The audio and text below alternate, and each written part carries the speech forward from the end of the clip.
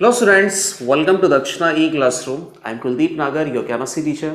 आज के लेक्चर में ART3 का जो पेपर 2 है ये हम डिस्कस कर रहे हैं। तो फर्स्ट क्वेश्चन आप देखिए, केमिकल काइनेटिक्स से रिलेटेड है। Which of the following statement और statements according to Arrhenius equation is और आर करेक्ट। टोटल 4 स्टेटमेंट हमें दे रखे हैं। ये चारों थ्योरेटिकल स्टेटमेंट है, आरएनियस थ्योरी से रिलेटेड है। आइडेंटिफाई करना है कि इनमें से कौन सा स्टेटमेंट करेक्ट है। मल्टीपल करेक्ट टाइप ये क्वेश्चन है, तो एक से ज्यादा स्टेटमेंट करेक्ट हो सकते हैं। आरएनियस इक्वेशन अगर आपको अच्छे से पता है, आरएनियस थ्योरी अगर आपने अच्छे से पढ़ा है, तो ये चारों स्टेटमेंट आप आइडेंटिफाई कर सकते हो कि कौन सा ट्रू है, कौन सा फॉल्स है। पहला स्टेटमेंट मैं पढ़ के आपको सुनाता हूं।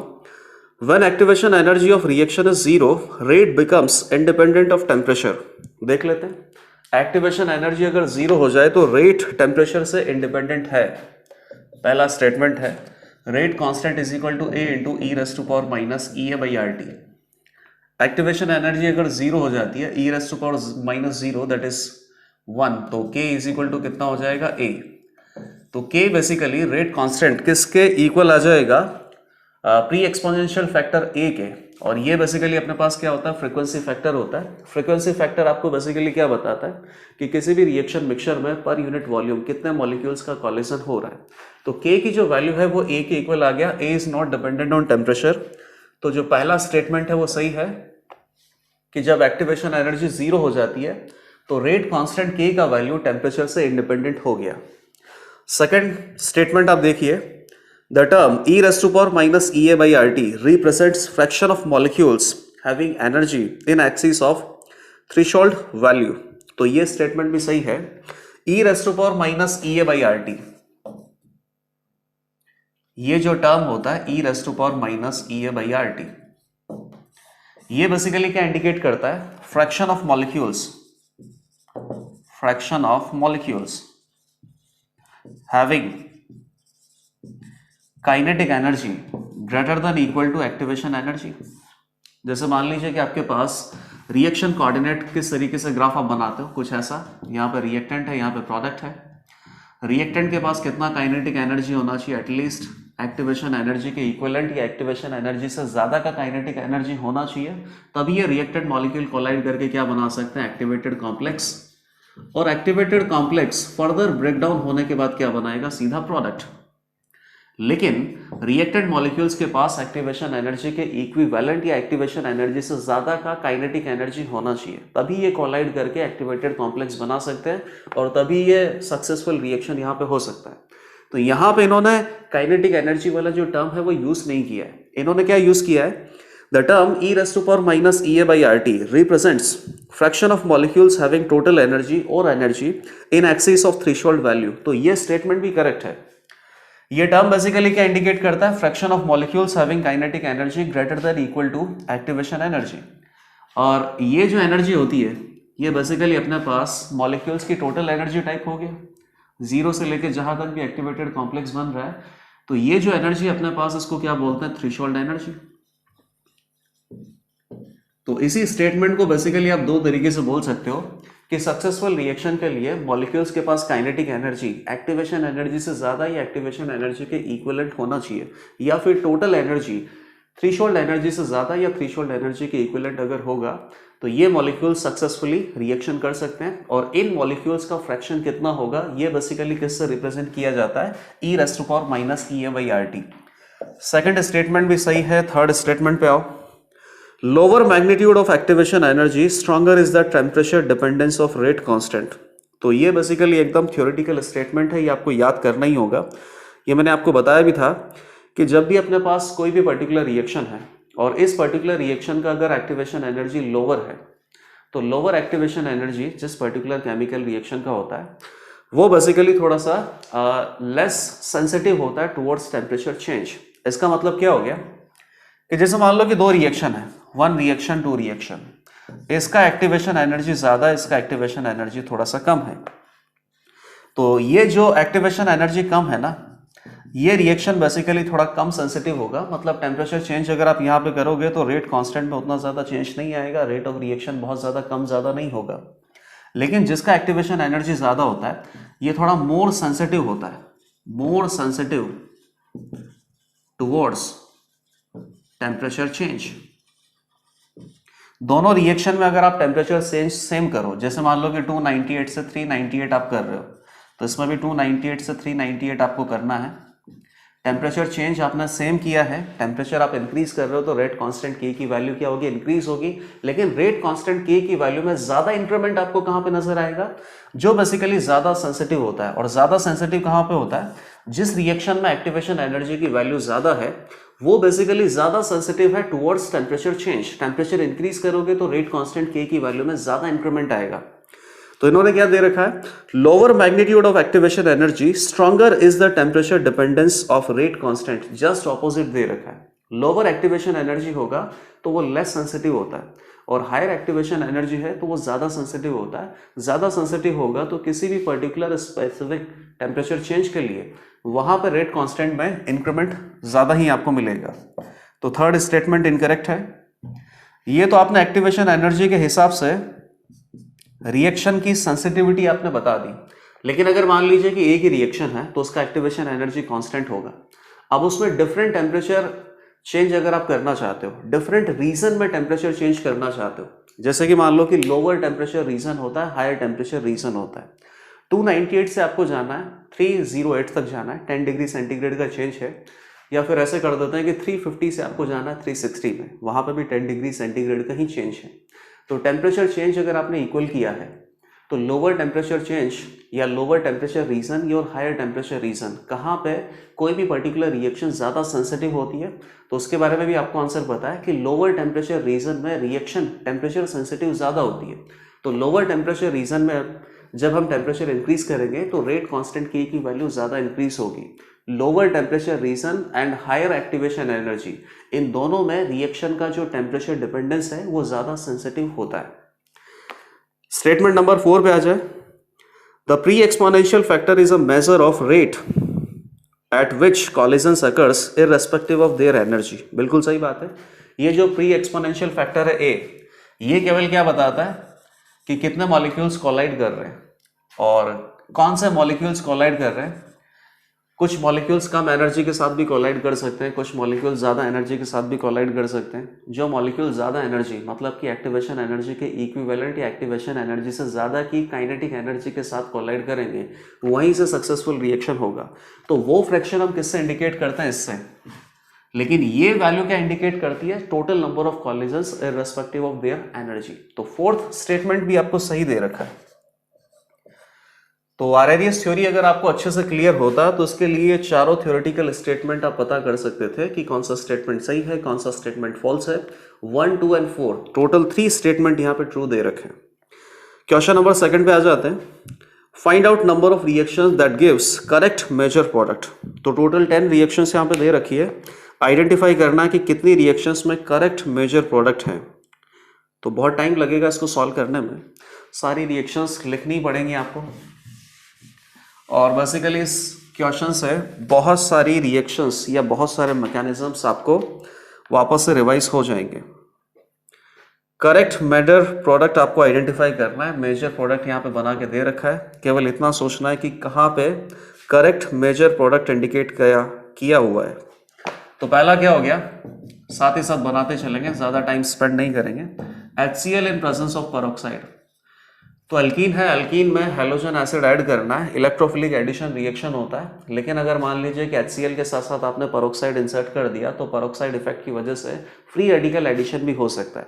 फ्री रेडिकल एडिशन से एंटी मार्कोनिकॉफ प्रोडक्ट आपको मिलते हैं, लेकिन ये केवल कहाँ पे ऑब्जर्व होता है, HBr in presence of ROR। HF, HCl और HI में ऐसा ऑब्जर्व नहीं होता है। तो यहाँ तो नॉर्मली इलेक्ट्रोफिलिक एडिशन रिएक्शन होगा, इलेक्ट्रोफाइल H+ अटैक करेगा, H+ इधर अटैक करेगा तो कार्बोकेटाइन इसके एडजेसेंट कार्बन एटम पे बन जाएगा। कार्बोकेटाइन 3 डिग्री पे बनना चाहिए, क्योंकि 3 डिग्री पे कार्बोकेटाइन ज़्यादा स्टेबल होता है। सेकंड स्टेप में न्यूक्लियोफाइल Cl- अटैक करेगा, तो ये प्रोडक्ट आपको मिलना चाहिए। इन्होंने एंटी मार्कोनिकॉफ प्रोडक्ट आपको दे रखा है, तो पहले स्टेटमेंट का जो प्रोडक्ट है वो गलत है। सेकंड, अगेन अल्कीन है और अल्कीन की कौन सी रिएक्शन कर रखी है, HgOSe होल ट्वाइस H2O और सेकंड रिएजेंट है NaBH4। तो ये कंप्लीट रिएजेंट जो आपको दे रखा है इसको क्या बोलते हैं, OMDM। OMDM में एडिशन ऑफ वाटर होता है, विदाउट रीअरेंजमेंट मार्कोनिकॉफ प्रोडक्ट आपको बनाने होते हैं। तो OMDM में विदाउट रीअरेंजमेंट मार्कोनिकॉफ प्रोडक्ट आपको बनाने होंगे। तो H प्लस कहाँ अटैच होगा, जहाँ पर ऑलरेडी H प्लस या हाइड्रोजन एटम ज़्यादा है। H प्लस नहीं, बेसिकली इलेक्ट्रोफाइल कहाँ पर अटैच होता है, पाई बॉन्ड के उस कार्बन एटम पे जहाँ पे ऑलरेडी हाइड्रोजन एटम ज़्यादा अटैच्ड है, और जहाँ पर हाइड्रोजन एटम्स कम अटैच्ड है वहाँ पर न्यूक्लियोफाइल OH माइनस अटैच होगा, तो ये अल्कोहल मिलेगा। सेकंड भी आपको गलत दे रखा है। थर्ड सिमिलर अल्कीन है cold dilute KMnO4। Cold dilute KMnO4 hydroxylation होता है, पाई बॉन्ड को ब्रेक करके दोनों तरफ OH ग्रुप लगाना है, और सेन हाइड्रोक्सिलेशन होता है, तो या तो OH ऊपर और ऊपर हो सकते हैं, तो CH3 को नीचे जाना पड़ेगा, या OH अपने पास नीचे और नीचे आप अटैच कर सकते हो, तो यहाँ पे जो CH3 है उसको ऊपर जाना पड़ेगा। एग्जैक्टली सेम प्रोडक्ट आपको बना के दे रखा है, थर्ड सही है। फोर्थ पे आ जाते हैं, यही अल्कीन है O3H2O2। ओजोनोलिसिस करना है, ऑक्सीडेटिव ओजोनोलिसिस है। Zn अगर यहाँ पे होता तो रिडक्टिव ओजोनोलिसिस का केस होगा। ऑक्सीडेटिव ओजोनोलिसिस के प्रोडक्ट हमें कैसे बनाना है, डबल बॉन्ड को ब्रेक करना है, डबल बॉन्ड और लगाना है। यहाँ पे जो कीटोन होगा उसका तो फर्दर ऑक्सीडेशन पॉसिबल नहीं होगा, लेकिन जो एल्डिहाइड है बेटा उसका फर्दर ऑक्सीडेशन होने के बाद एल्डिहाइड कार्बोक्सिलिक एसिड में चेंज हो जाएगा। तो फोर्थ जो रिएक्शन है ये भी करेक्ट है। फिफ्थ वाले में एस्टर का NaBH4 से रिएक्शन है, तो NaBH4 स्ट्रॉन्ग रिड्यूसिंग एजेंट होता है, लेकिन एस्टर के साथ इसका रिडक्शन नहीं होता है, एस्टर को रिड्यूस नहीं कर पाता NaBH4। ये एस्टर आपको इस तरीके से दे रखा है, NaBH4 एस्टर को रिड्यूस नहीं करता है, जबकि इन्होंने रिडक्शन करके एस्टर का रिडक्शन करेंगे तो अल्कोहल प्रोडक्ट आपको मिलेगा।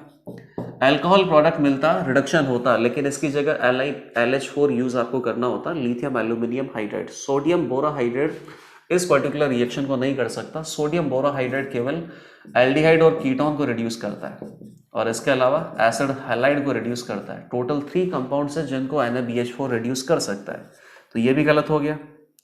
सिक्स्थ पे आ जाओ।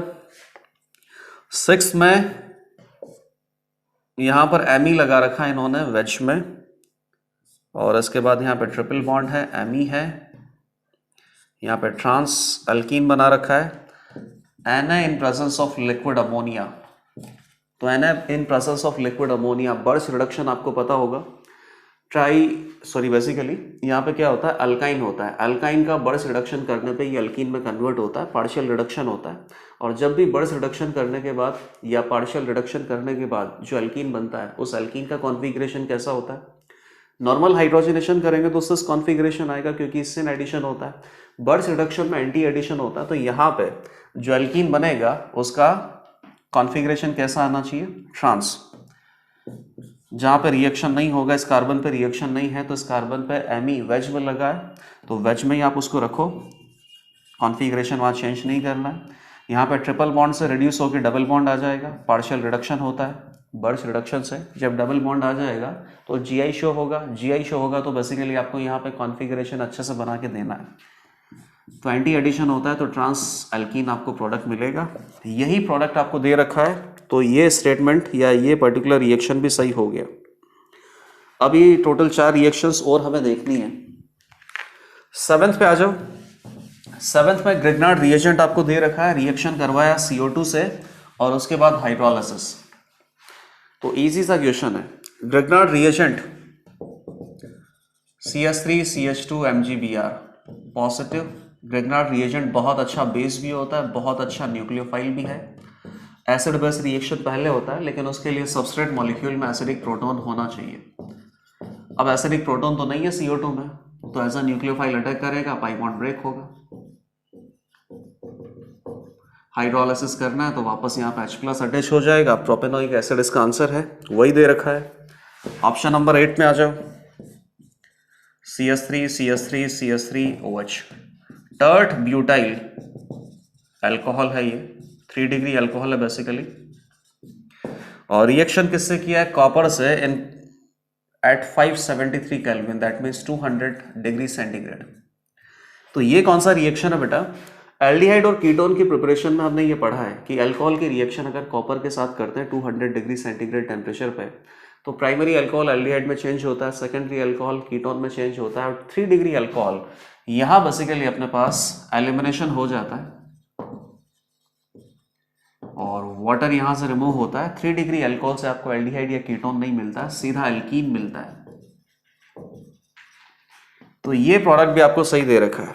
Option number 9 integer type question है। टोटल आपको आइडेंटिफाई करना है कि कितने रिएक्शन में करेक्ट मेजर प्रोडक्ट आपको दे रखे हैं। बेंजीन के ऊपर CH3 लगा हुआ है तो ये टॉलिन हो गया। टॉलिन का एसिडिक मीडियम में KMnO4 के साथ रिएक्शन करना है और इस मिक्सचर को हीट करना है। तो ये सबसे इजी रिएक्शन है। इसमें आपको बता ही रखा है कि बेंजीन के ऊपर किसी भी तरीके का अल्काइल ग्रुप लगा हो, ये सारे अल्काइल ग्रुप बेसिकली ऑक्सीडाइज होने के बाद यहाँ पे बेंजोइक एसिड ही मिलेगा। और रिएजेंट क्या होता है? KMnO4 से रिएक्शन करवाना एसिडिक मीडियम में और रिएक्शन मिक्सचर को थोड़ा बहुत हीट करना है। 10th रिएजेंट आपको क्या दे रखा है? अब ये लिखने की भी क्या जरूरत है? 10th में आपको सबस्ट्रेट मॉलिक्यूल दे रखा है अमाइड, और अमाइड की रिएक्शन लिथियम एल्यूमिनियम हाइड्राइड से करनी है। लिथियम एल्यूमिनियम हाइड्राइड बहुत ही अच्छा रिड्यूसिंग एजेंट है जो कि अमाइड को रिड्यूस करके अमाइन तक लेके जाता है। तो यहाँ पे अमाइड में आपको प्राइमरी अमाइड दे रखा है, प्राइमरी अमाइड को रिड्यूस करके इसने प्राइमरी अमाइन बना दिया। तो ये जो रिएक्शन है इसमें भी करेक्ट मेजर प्रोडक्ट आपको दे रखा है। तो टोटल 3 रिएक्शंस ऐसी थी जहां पर इनकरेक्ट था, तो इसका आंसर कितना हो जाएगा? 7 reactions where correct major product is indicated. Question number 2 का आंसर हो गया 7। क्वेश्चन नंबर 3 पे आ जाते हैं। अब क्वेश्चन नंबर 3 में ज्यादा टाइम आपको नहीं लगेगा। अल्काइल क्लोराइड आपको दे रखा है, अल्कोहलिक KOH से रिएक्शन करवाना है, टोटल पॉसिबल एलिमिनेशन प्रोडक्ट आपको बताना है। अल्कोहलिक KOH से रिएक्शन करते हैं तो E2 एलिमिनेशन होता है और एलिमिनेशन के प्रोडक्ट आपको अल्कीन बनाने हैं। कोई मेजर या माइनर नहीं बताना है, टोटल पॉसिबल एलिमिनेशन के प्रोडक्ट आपको बताना है। तो ये तो इजी सा आंसर है बेटा। यहाँ पे CH3 अटैच्ड है और यहाँ पे Cl है, अल्कोहलिक KOH। जहां पर Cl that means leaving group present है, आप उसको क्या बोलोगे? Alpha carbon. अल्फा कार्बन के रेस्पेक्ट में ये बीटा कार्बन हो गया, ये बीटा कार्बन हो गया और ये बीटा कार्बन हो गया। बीटा कार्बन से H+ हटाना, अल्फा कार्बन से लीविंग ग्रुप Cl- हटाना, एल्कीन का फॉर्मेशन होगा। तो टोटल आपको कितना एल्कीन मिल सकता है? स्ट्रक्चरली 3 मिल सकता है, लेकिन यहाँ पे आपसे क्या पूछा है? Total possible elimination product. यहाँ पे कहीं पर भी ऐसा नहीं लिखा हुआ कि स्ट्रक्चरल प्रोडक्ट आपको बताने, टोटल बताने। मतलब कि हर किसी स्ट्रक्चरल प्रोडक्ट में आपको देखना पड़ेगा कि इसके कुछ स्टीरियो आइसोमर पॉसिबल हैं, तो वो भी काउंट करो। तो क्या आंसर होगा बेटा? ये एक तो ये इस CH3 से अगर जाएगा तो ये, और इधर से जाएगा इस पाइबॉन्ड पे Gi पॉसिबल, इस पाइबॉन्ड पे Gi पॉसिबल है, सब डिफरेंट है। इस पाइबॉन्ड पे Gi पॉसिबल नहीं है, तो 2, 2 and 1 total 5 products are possible in this particular E2 elimination. Question number 3 बहुत इजीली हो गया। क्वेश्चन नंबर 4 पे आते हैं। Consider the following complexes, these are having optically active isomers A and B। 2 complexes है और इनके optically active isomers basically A और B हैं रेस्पेक्टिवली। मतलब पहले वाले के ऑप्टिकली एक्टिव आइसोमर कितने हैं? A है, और दूसरे वाले के ऑप्टिकली एक्टिव आइसोमर B है। Then find A minus B। Again integer type question है, A माइनस B की वैल्यू आइडेंटिफाई करनी है। तो इसमें थोड़ा टाइम लगेगा क्योंकि यहाँ पे जो कोऑर्डिनेशन कॉम्प्लेक्सेस आपको बना के दे रखे हैं, इनके कितने आइसोमर होंगे और आइसोमर में भी कितने ऑप्टिकली एक्टिव आइसोमर होंगे, ये आपको बेसिकली याद नहीं होता है, अभी आपको डिराइव करना पड़ेगा। ऑक्टाहेड्रल कॉम्प्लेक्स है पहला वाला, FeCl है, F है, Cn है, H2O है और En इथाइलिन डाइअमाइन, ये बाइडेंटेड है और ये मोनोडेंटेड है। तो 1 + 1 + 1 + 1 + 2 टोटल कोऑर्डिनेट बॉन्ड कितने हो जाएंगे? 6। कोऑर्डिनेशन नंबर इसका कितना हो गया? 6। ऑक्टाहेड्रल कॉम्प्लेक्स, इसको आप ऐसे देखो MAA और ABCD, ये M हो गया। बाइडेंटेड लिगेंड को आप पहले ही फिक्स कर दो किसी एक लोकेशन पे, और इस तरीके से 90 डिग्री पे ही बाइडेंटेड लिगेंड फिक्स हो सकता है। ऐसे 180 डिग्री पे फिक्स मत कर देना क्योंकि वो गलत अप्रोच है। अब आपको 4 लोकेशन पे ABCD लगाना है, तो टोटल कितने आइसोमर बन सकते हैं? तो ये तो इजी है बेटा। A के ऑपोजिट में क्या हो सकता है? B, C या D हो सकता है, और A के ऑपोजिट में B, और A के ऑपोजिट में अगर B होगा तो C और D को यहाँ पे लगना पड़ेगा, जैसे कि इस तरीके से। सिमिलरली B के ऑपोजिट में क्या हो सकता है? C और D हो सकता है। C के ऑपोजिट में और क्या हो सकता है? हाँ, सी के ऑपोजिट में क्या हो सकता है, डी हो सकता है। तो 1 2 3 4 5 6 टोटल 6 आइसोमर्स यहाँ पे बनेंगे, 6 ज्योमेट्रिकल आइसोमर है। अब इंडिविजुअली हर किसी ज्योमेट्री में जाके आपको देखना है कि पीओएस या सीओएस तो प्रेजेंट नहीं है ना, क्योंकि अगर पीओएस और सीओएस प्रेजेंट नहीं होगा तो वो ऑप्टिकली एक्टिव होगा। और अगर सारी की सारी 6 फॉर्म्स अगर ऑप्टिकली एक्टिव है तो 6 multiplied by 2 total 12 optically active isomer आपको मिलेंगे। सारी 6 में जाके देखने की जरूरत नहीं है, किसी एक में आप देख लो, क्योंकि कोई भी एक पर्टिकुलर जो फॉर्म होगी ना उसी के जैसे बाकी की 5 फॉर्म्स होंगे। तो यहाँ पे अगर आपको पीओएस देखना है तो किस तरीके से देख सकते हैं मैक्सिमम, जैसे कि ये ए और ए है, ये तो हाफ हाफ कट ही सकता है। तो अगर आप इस तरीके से भी देखोगे तो ये हाफ है, ऊपर ए है, नीचे बी है, पीओएस यहाँ पे कभी भी प्रेजेंट नहीं होगा, ये ऑप्टिकली एक्टिव ही होगा। तो टोटल 6 फॉर्म्स आपको मिलेंगे, 6 फॉर्म्स ऑप्टिकली एक्टिव हैं, टोटल 12 ऑप्टिकली एक्टिव आइसोमर यहाँ पे होंगे। इसी का सेकंड कॉम्प्लेक्स आपको क्या दे रखा है, मोलिब्डेनम का कॉम्प्लेक्स है, और ये भी कोऑर्डिनेशन नंबर 6 है, ऑक्टाहेड्रल कॉम्प्लेक्स ही है। लेकिन ये थोड़ा ज्यादा सिमेट्रिकल है तो नंबर ऑफ आइसोमर्स यहाँ पे कम होंगे। ग्लाइसिनेटो ये तो ऑलरेडी बाइडेंटेड होता है, तो bidentate multiplied by 1, monodentate multiplied by 1, monodentate multiplied by 1, तो टोटल कितना हो गया, 6 कोऑर्डिनेट बॉन्ड हो गया, 6 कोऑर्डिनेशन नंबर है। ग्लाइसिनेट, ग्लाइसिनेट को आपको ए भी लिखना पड़ेगा, ए नहीं लिख सकते क्योंकि ग्लाइसिनेट में जो बाइडेंटेड लिगेंड है उसमें एक बार नाइट्रोजन का लोन पेयर डोनेट और एक बार ऑक्सीजन का इलेक्ट्रॉन पेयर डोनेट कर रखा है। तो नाइट्रोजन और oxygen both donating atoms are different, तो इस बाइडेंटेड लिगेंड को आपको कैसे लिखना पड़ेगा, ए बी, ए नहीं लिख सकते इथाइलिन डाइअमाइन के जैसे। इथाइलिन डाइअमाइन ऐसा होता है और ये भी बाइडेंटेड होता है, सेंट्रल मेटल एटम को अपने इलेक्ट्रॉन पेयर डोनेट करेगा, तो इलेक्ट्रॉन डोनेटिंग एटम सेम है, इसीलिए आप इसको कैसे लिखते हैं, ए, इसको लिखना पड़ेगा ए बी, फिक्स कर दो ए बी। अब अपने पास क्या है, A2 B2 इस तरीके से है, तो उसके कितने पॉसिबल हो सकते हैं, या तो A के ऑपोजिट में A तो B और B को 90 पे जाना पड़ेगा, या B के ऑपोजिट में B तो A और A को 90 पे जाना पड़ेगा, या फिर A के ऑपोजिट में B और A के ऑपोजिट में अगर B होगा तो A और B अपने आप ही 90 पे आ जाएंगे। 1 2 3। अच्छा बेटा, इसका एक और पॉसिबल हो सकता है, क्योंकि ये जो बाइडेंटेड लिगेंड है ये सेम नहीं है, ए के ऑपोजिट में यहाँ पे क्या आ गया, स्मॉल बी आ गया, इसका जस्ट ऑपोजिट भी आप बना सकते हो, यहाँ पे क्या कर दो बी, यहाँ पे क्या कर दो ए। तो टोटल 4 ज्योमेट्रिकल पॉसिबिलिटीज हैं, अब इनमें से आइडेंटिफाई करना है कि कितना ऑप्टिकली एक्टिव है। तो ये ऑप्टिकली एक्टिव है क्या, नहीं, ए और बी है बेटा, और आपको इसको इक्वली कट करना है। तो आप ऐसा करो, किसी प्लेन से सैंडविच टाइप से आप इसे काटो, तो इस प्लेन में जितने भी एटम्स है वो तो एग्जैक्टली इक्वल हाफ में कट जाएंगे, इक्वली ऊपर जाएंगे, इक्वली नीचे जाएंगे। उसके अलावा जब आप इस प्लेन से काटोगे तो ऊपर भी क्या जाएगा, ए, नीचे भी क्या जाएगा, ए, तो एग्जैक्टली 2 इक्वल हाफ आपको मिल गए। 2 इक्वल हाफ है मतलब पीओएस प्रेजेंट है, पीओएस प्रेजेंट है तो ऑप्टिकली इनएक्टिव है, ये भी ऑप्टिकली इनएक्टिव होगा सेम प्लेन से, और ये ऑप्टिकली एक्टिव होंगे बेटा दोनों, क्योंकि आप इनको किसी भी तरीके से कट कर लो पीओएस आपको नहीं मिलेगा। ये ऑप्टिकली एक्टिव है, ये ऑप्टिकली एक्टिव है, तो इसके भी कितनी फॉर्म्स एग्जिस्ट करेंगी, 2, इसके भी कितनी फॉर्म्स एग्जिस्ट करेंगी, 2, तो टोटल 4 ऑप्टिकली एक्टिव फॉर्म्स, और इसमें कितना था, टोटल 12 ऑप्टिकली एक्टिव फॉर्म्स, तो 12 - 4 आंसर कितना हो जाएगा, 8। तो ये पेपर तो बहुत अच्छा है, सारे क्वेश्चंस ऑलमोस्ट डिफिकल्टी लग रहे हैं मेरे को, अभी तक केवल एक ही क्वेश्चन यहाँ पे इजी आया है, जिसमें से ये कोऑर्डिनेशन कंपाउंड का आइसोमेरिज्म से रिलेटेड जो क्वेश्चन है ये तो बहुत ही ज़्यादा डिफिकल्ट है, क्योंकि आपको इसी टाइम पे ऑब्जर्व करके अभी आंसर बनाना है, इसके आंसर आपको पहले से याद नहीं हो सकते। टोटल 12 ऑप्टिकली एक्टिव फॉर्म्स है, टोटल 4 ऑप्टिकली एक्टिव फॉर्म्स है, 12 - 4, इसका आंसर कितना हो गया, 8। क्वेश्चन नंबर 5 पे आ जाओ।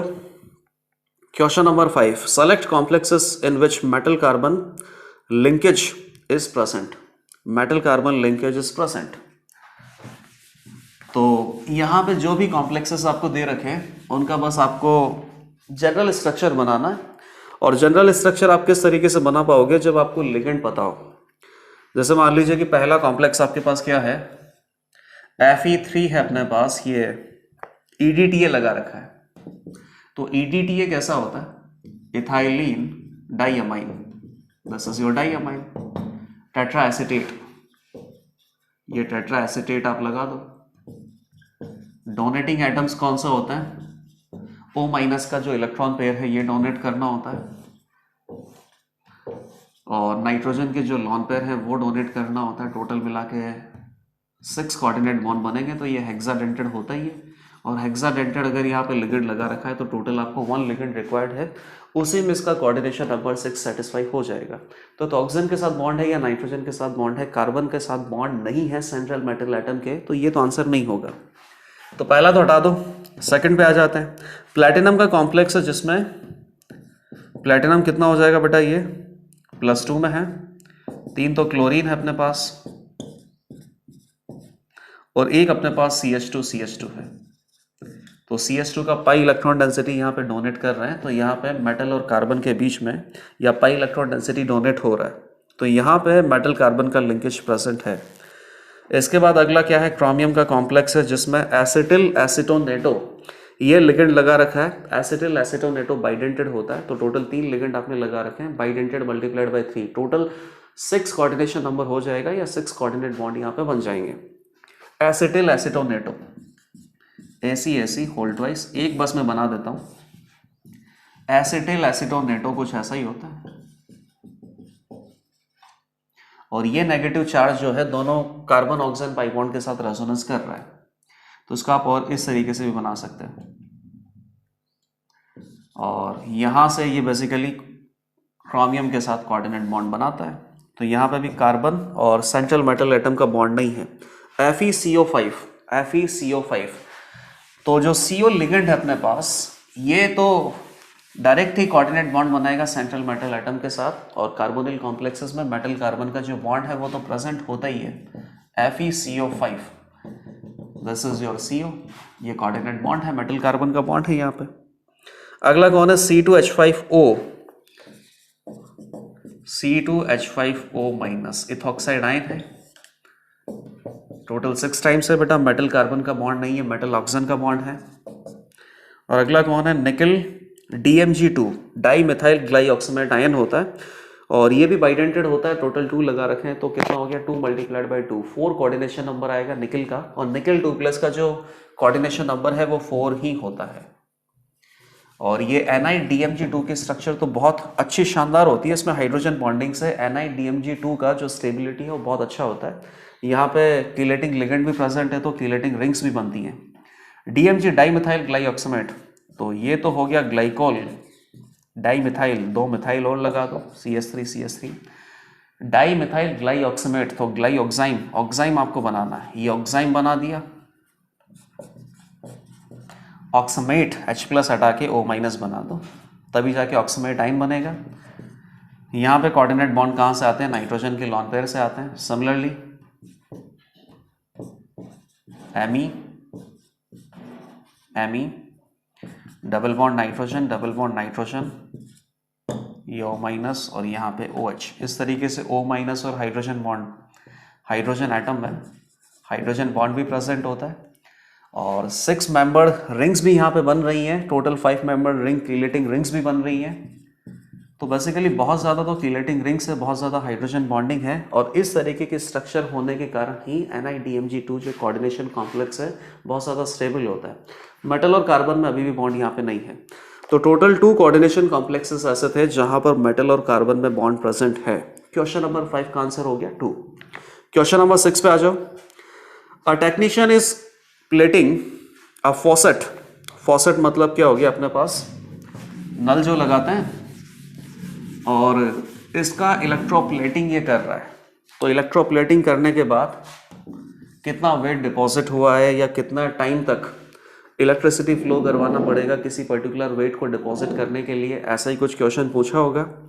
A technician is plating a faucet with 1.04 gram of chromium, 1.04 gram chromium electroplate करना है फॉसेट के ऊपर, from an electrolytic bath containing aqueous Cr2SO4 whole thrice, मतलब क्रोमियम 3+ यहाँ पे प्रेजेंट है। If 19.3 minute is allowed for electroplating, what is the current needed in ampere. Atomic mass chromium का दे रखा है 52 ग्राम पर मोल, और 1 फैराडे पे जो चार्ज होता है दैट इज 96500 कूलम। तो सिंपल सा फिनोमेना बेटा, कोई भी एक फॉसेट है मान लीजिए आप इसको क्या बना दो, कैथोड बना दो, क्योंकि कैथोड के ऊपर क्या होता है बेटा, रिडक्शन। तो क्रोमियम 3+ क्या होगा, कैथोड की तरफ अट्रैक्ट होगा। इलेक्ट्रोलिटिकल रिडक्शन में ऐसा ही होता है। और यहाँ पे इसको क्या मिलेंगे, इलेक्ट्रॉन्स मिलेंगे। इलेक्ट्रॉन्स मिलने के बाद ये रिड्यूस होकर क्रोमियम सॉलिड बन जाएगा। क्रोमियम सॉलिड इस फॉसेट के ऊपर डिपॉजिट होगा। कितना डिपॉजिट करवाना है, 1.04 ग्राम। तो आपको ये आइडेंटिफाई करना है कि कितनी इलेक्ट्रिसिटी पास करनी है। तो इजी सा क्वेश्चन है। 3 mole of electron will give 1 mole of chromium. तो बताइए क्रोमियम के मोल अपने पास कितने हैं, 1.04 डिवाइडेड बाई 52, इतने मोल है। और 1 मोल ऑफ क्रोमियम के लिए इलेक्ट्रॉन के मोल आपको कितने रिक्वायर्ड है, 3 टाइम्स। तो this will be the mole of electrons required. एक मोल इलेक्ट्रॉन में कितना चार्ज होता है, 96500। तो इतने मोल इलेक्ट्रॉन में कितना चार्ज होगा, multiplied by 96500 coulomb. And this particular charge will be provided by electricity. Electricity में आई एम्पियर का करंट है, 19.3 मिनट तक पास कर रहे हैं। तो आई मल्टीप्लाइड बाई टी, ये अपने पास टोटल कूलम में चार्ज हो जाएगा। आई मल्टीप्लाइड बाई टी कितना हो गया, 19.3 minute multiplied by 60 second, which is equal to 1.04 divided by 52 multiplied by 3 multiplied by 96500 coulomb. Solve करके देख लेना, आई यहाँ पे आएगा 5 एम्पियर। सॉल्व कर रखा है मैंने। तो क्वेश्चन नंबर 6 बहुत इजीली हो जाएगा। क्रोमियम 3+ आपको दे रखा है इलेक्ट्रोलिटिकल सॉल्यूशन में। क्रोमियम 3+ का रिडक्शन जैसे ही होगा तो इस फॉसेट के ऊपर क्रोमियम सॉलिड डिपॉजिट होगा। तो 3 mole of electron will deposit 1 mole of chromium solid. केवल आपको इतना देखना था। उसके बाद करंट आपने आइडेंटिफाई कर लिया कि 5 एम्पियर का करंट है, 19.3 सेकंड तक ये पास करना पड़ेगा, तब जाके ये डिजायर्ड फिनोमेना यहाँ पे होगा। क्वेश्चन नंबर 7 पे आओ। 150 ml ऑफ 0.5 मोलर HCN, ये आयनिक इक्विलिब्रियम का क्वेश्चन आ रहा है। 150 ml of 0.5 molar HCN was reacted with 1.5 molar KOH for complete neutralization. What is the pH of solution at equilibrium? तो ये बेसिकली वीक एसिड है। Weak acid का neutralisation आप कर रहे हो स्ट्रॉन्ग बेस के साथ, और कंप्लीट न्यूट्रलाइजेशन कर रहे हैं। तो कंप्लीट न्यूट्रलाइजेशन के बाद ना तो एसिड होगा ना बेस होगा, केवल सॉल्ट होगा। तो अब अपने पास एक सॉल्ट सॉल्यूशन है, और सॉल्ट सॉल्यूशन का पीएच आपसे पूछा है, मतलब सॉल्ट हाइड्रोलिसिस के फॉर्मूले अप्लाई करना है।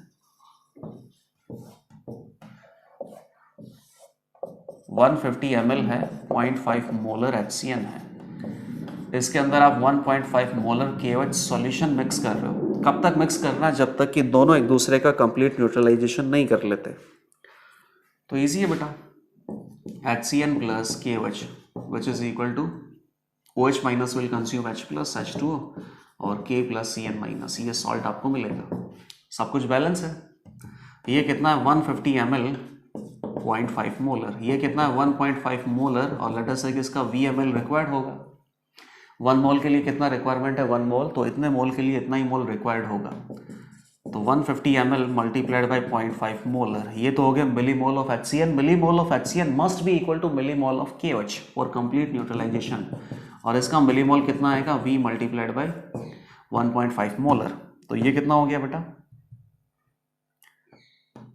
50 ml आ गया बेटा। ये 50 ml is equal to VML।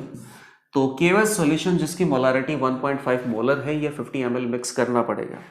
तो जैसे ही 50 ml मिक्स कर देंगे तो 150 ml plus 50 ml total solution अब अपने पास कितना हो गया, 200 ml। एसिड कितना है, 0। बेस कितना है, 0। केवल अपने पास और क्या प्रेजेंट है, वाटर और KCN। KCN कितना प्रेजेंट है, इसके 1 मोल से कितना बनेगा, 1 मोल, तो इतने मोल से कितना बनेगा, इतना ही बनेगा। 150 मल्टीप्लाइड बाई 0.5, तो ये कितना हो गया, 75 मिलीमोल। यही अपने पास KCN प्रेजेंट होगा। तो KCN आपके पास है टोटल सॉल्यूशन का जो वॉल्यूम है वो आपको पता है। तो KCN जो कि सॉल्ट है, इस सॉल्ट सॉल्यूशन का मोलैरिटी आपको फाइंड आउट करना होगा। तो molarity of KCN which is equal to 75 millimole और 200 ml, तो कितना आ जाएगा, 3 डिवाइडेड बाई 8 आ जाएगा। ये इसकी मोलैरिटी है। अब क्या करना है कि ये जो सॉल्ट सॉल्यूशन अपने पास है, सॉल्ट सॉल्यूशन का पीएच आपको बताना है। तो सॉल्ट हाइड्रोलिसिस का फॉर्मूला लगेगा, वीक एसिड है, वीक एसिड का स्ट्रॉन्ग बेस के साथ सॉल्ट आपने बनाया है। तो वीक एसिड है तो बेस डोमिनेटिंग है, बेस डोमिनेटिंग है तो जो भी ये सॉल्ट सॉल्यूशन बनेगा, इस सॉल्ट सॉल्यूशन का जो पीएच है वो बेसिक साइड में आएगा, मतलब pH ग्रेटर देन 7 होगा। तो फार्मूला क्या आएगा बेटा, pKw plus pKa plus log C divided by 2। pKw 14 की वैल्यू में सब कुछ प्लस करना पड़ेगा, तभी ये मोर देन 14 आएगा। मोर देन 14 में 2 का डिवाइड करेंगे तभी जाके मोर देन 7 आएगा। मोर देन 7 आना ही चाहिए। pKw कितना होता है 14, pKa कितना है बेटा 3.75 इंटू 10⁻⁻9 है ये। HCN का K आपको दे रखा है 3.75 इंटू 10⁻⁻9, तो pKa कितना हो जाएगा minus log of K which is equal to what, minus आगे आ जाएगा तो इसका भी log, इसका भी log, इसका log कितना आएगा -9 इंटू 9 हो जाएगा, -9 इंटू 1 तो 9 हो जाएगा, 9 माइनस log 3.75, log 3.75, ठीक है। तो 9 माइनस log 3.75, log C कितना हो जाएगा, log 3/8 कितना होता है, 3/8 कितना होता है 3.75 ही होता है, 0.375 होता है। 0.375 को क्या लिखा जा सकता है 3.75 इंटू 10⁻⁻1। आगे देखो 3.75 और log 3.75 हो जाएगा, मल्टीप्लाई है तो यहाँ प्लस हो जाएगा, log 10⁻⁻1 इज -1, तो ये तो कट गया। ये कितना हो गया बेटा 9 माइनस 1 कितना हो गया 8, 8 प्लस 14 कितना हो गया 22 divided by 2 which is equal to 11। तो pH अपने पास आ गया 11। अब इसमें क्या पूछा है, what is the pH of the solution at equilibrium, तो pH अपने पास कितना आ जाएगा 11, और pH अगर 11 है तो pH कितना हो सकता है 14 minus 11 which is equal to what 3। लेकिन आपसे pH नहीं पूछा, pH ही पूछा है। pH अपने पास इस पर्टिकुलर सॉल्यूशन का कितना आ जाएगा 11। तो ये तो बहुत ही इजी क्वेश्चन है। सॉल्ट हाइड्रोलाइसिस का फॉर्मूला बस आपको लगाना था। अब सॉल्ट हाइड्रोलाइसिस में यहाँ पे अपने पास क्या आता है log C। log C क्या होता है कॉन्सेंट्रेशन ऑफ सॉल्ट, और सॉल्ट में भी उस पार्ट का कॉन्सेंट्रेशन होता है जिसका हाइड्रोलाइसिस होता है। तो KCN में अपने पास जो K प्लस है ये तो स्ट्रॉन्ग बेस से आया, तो K प्लस का तो हाइड्रोलाइसिस नहीं होगा, तो K प्लस की कॉन्सेंट्रेशन से आपको कोई मतलब भी नहीं है। CN माइनस कहाँ से आया, वीक एसिड HCN से आया, तो CN माइनस का हाइड्रोलाइसिस होगा। तो ये बेसिकली यहाँ पे केवल CN माइनस का कॉन्सेंट्रेशन है, तो CN माइनस का भी उतना ही कॉन्सेंट्रेशन होगा जितना कि KCN का होगा। CN माइनस की कॉन्सेंट्रेशन आपने पुट किया, pK का वैल्यू पुट किया, pKw पुट किया, तब जाके अपने पास टोटल pH आ गया। केवल यहाँ पे इंपॉर्टेंट इतना था कि एसिड और बेस को न्यूट्रलाइज करने के लिए, कंप्लीट न्यूट्रलाइज करने के लिए इसका कितना वॉल्यूम लगेगा, वॉल्यूम आइडेंटिफाई करने के बाद यहाँ पे टोटल वॉल्यूम चेंज हो जाएगा। टोटल वॉल्यूम 150 ml नहीं होगा, टोटल वॉल्यूम कितना हो जाएगा 200 ml। और इसके बाद जो भी आपने सॉल्ट प्रिपेयर किया है, इस सॉल्ट का मिलीमोल तो आपको पता है, लेकिन कॉन्सेंट्रेशन पता करने के लिए मिलीमोल में टोटल वॉल्यूम का डिवाइड करना पड़ेगा, और टोटल वॉल्यूम अगर आपने 150 रखा तो आंसर ये सारे के सारे गलत ही आते हैं। तो ये क्वेश्चन भी ईजी ही है। क्वेश्चन नंबर 8 पे आ जाते हैं। Which of the following will give silver mirror precipitate और white precipitate with Tollens reagent. तो बेसिकली टॉलेंस रिएजेंट के साथ अमोनिकल सिल्वर नाइट्रेट, यही टॉलेंस रिएजेंट होता है। अमोनिकल सिल्वर नाइट्रेट के साथ कितने गिवन कंपाउंड रिएक्शन कर सकते हैं, और रिएक्शन करने के बाद नॉर्मली क्या बनता है सिल्वर प्रेसिपिटेट बनता है, लेकिन एक पर्टिकुलर केस आपको और बता रखा है जहां पे व्हाइट प्रेसिपिटेट भी आपको मिलता है। तो इन्होंने दोनों केसेस आपको दे रखे हैं कि सिल्वर मिरर भी हो सकता है, व्हाइट प्रेसिपिटेट भी हो सकता है। तो बेसिकली इतना आइडेंटिफाई करना है कि सिल्वर मिरर टॉलेंस रिएजेंट कितने मॉलिक्यूल्स के साथ रिएक्शन कर रहा है। किसके साथ रिएक्शन करता है, एल्डिहाइड के साथ करता है, कीटोन के साथ नहीं करता है, टर्मिनल अल्काइन के साथ करता है, अल्फा हाइड्रोक्सी कीटोन के साथ करता है, और हेमी एसिटल या हेमी एसिटल बेसिक मीडियम है, एल्डिहाइड के साथ करता है, कीटोन के साथ नहीं करता है। हेमी एसिटल और हेमी कीटल एसिडिक और बेसिक मीडियम दोनों में अनस्टेबल होते हैं। तो अमोनिकल सिल्वर नाइट्रेट में बेसिक मीडियम होता है, बेसिक मीडियम में हेमी एसिटल और हेमी कीटल अनस्टेबल होंगे तो हेमी एसिटल से वापस क्या बन जाएगा, एसिटल मतलब एल्डिहाइड बन जाएगा, और हेमी कीटल से वापस से क्या बन जाएगा, कीटोन बन जाएगा। तो हेमी एसिटल तो इसका टेस्ट देगा क्योंकि एल्डिहाइड देता है, और हेमी कीटल से वापस कीटोन बन जाएगा, तो हेमी कीटल इसका टेस्ट नहीं देगा क्योंकि कीटोन बनने के बाद भी वो टेस्ट थोड़ी देता है।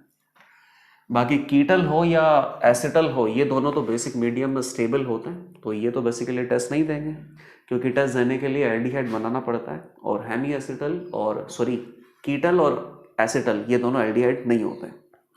इसके अलावा टर्मिनल अल्काइन है। अब आइडेंटिफाई कर लेते हैं कि जितने भी ऑप्शंस है इनमें से कौन सा टेस्ट दे सकता है।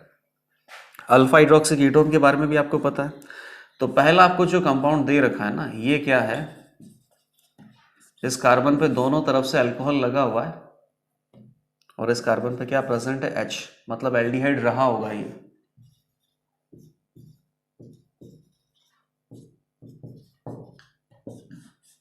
ठीक है, तो ये क्या हो गया, एसिटल हो गया।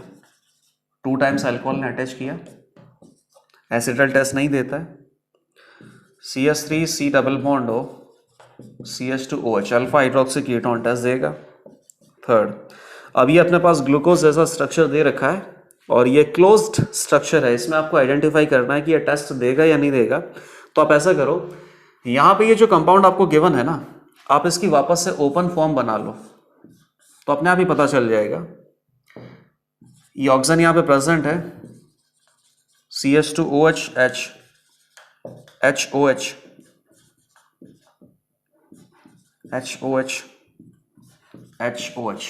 अब पहली बात तो आप यहाँ पे देख लो, ये जो कार्बन है यहीं पे अपने पास कार्बोनिल ग्रुप होता है और कार्बोनिल ग्रुप मतलब C डबल बॉन्ड हो। अब C डबल बॉन्ड हो में एल्डिहाइड होगा या कीटोन होगा, वही आपको पता करना है, क्योंकि उसी से पता चलेगा कि ये पर्टिकुलर मॉलिक्यूल टॉलरेंस रिएजेंट के साथ पॉजिटिवली रिएक्ट करेगा या नहीं करेगा। तो इस कार्बन पे क्या प्रेजेंट है बेटा, एक अल्कोहल प्रेजेंट है, दूसरा OH प्रेजेंट है, मतलब कि ये हेमी एसिटल है या हेमिकीटल है। और इस कार्बन पे क्या प्रेजेंट है, एक हाइड्रोजन भी प्रेजेंट है। हाइड्रोजन प्रेजेंट है, इसका मतलब ये हेमी एसिटल ही है, क्योंकि यहाँ पे एल्डिहाइड ग्रुप प्रेजेंट होगा। तो हेमी एसिटल जो है वो तो टॉलरेंस रिएजेंट का पॉजिटिव टेस्ट देता है। एक तो आप ऐसे आइडेंटिफाई कर सकते हो कि ये जो गिवन साइक्लिक मॉलिक्यूल है ये हेमी एसिटल है और हेमी एसिटल टॉलरेंस रिएजेंट के साथ पॉजिटिव टेस्ट देता है। और दूसरा कैसे कर सकते हैं कि अगर आपको नहीं लग रहा है कि ये हेमी एसिटल है तो आप क्या करो, वैसा वापस इसको ब्रेक डाउन कर लो। ये साइक्लाइजेशन कुछ इस तरीके से हुआ था, ये अल्कोहल ने इधर अटैक करके यहाँ पे कार्बन और ऑक्सीजन का बॉन्ड बना होगा, साइक्लाइजेशन कुछ इसी तरीके से हुआ था। तो वापस से आप इसका हाइड्रोलाइसिस कर लो, हाइड्रोलाइसिस करोगे तो H+OH-, इस कार्बन पे क्या होगा, HOH, एक कार्बन पे 2 H है, अनस्टेबल होगा, अनस्टेबल होने से क्या बन जाएगा, C डबल बॉन्ड H, और यहाँ पे एक एल्डिहाइडिक ग्रुप प्रेजेंट है, एल्डिहाइडिक ग्रुप प्रेजेंट है तो ये भी टॉलरेंस रिएजेंट का पॉजिटिव टेस्ट देगा। तो ये दोनों तो पॉजिटिव टेस्ट दे रहे हैं, फर्स्ट और सेकंड और थर्ड। फर्स्ट वाला पॉजिटिव टेस्ट वो भी दे रहा है,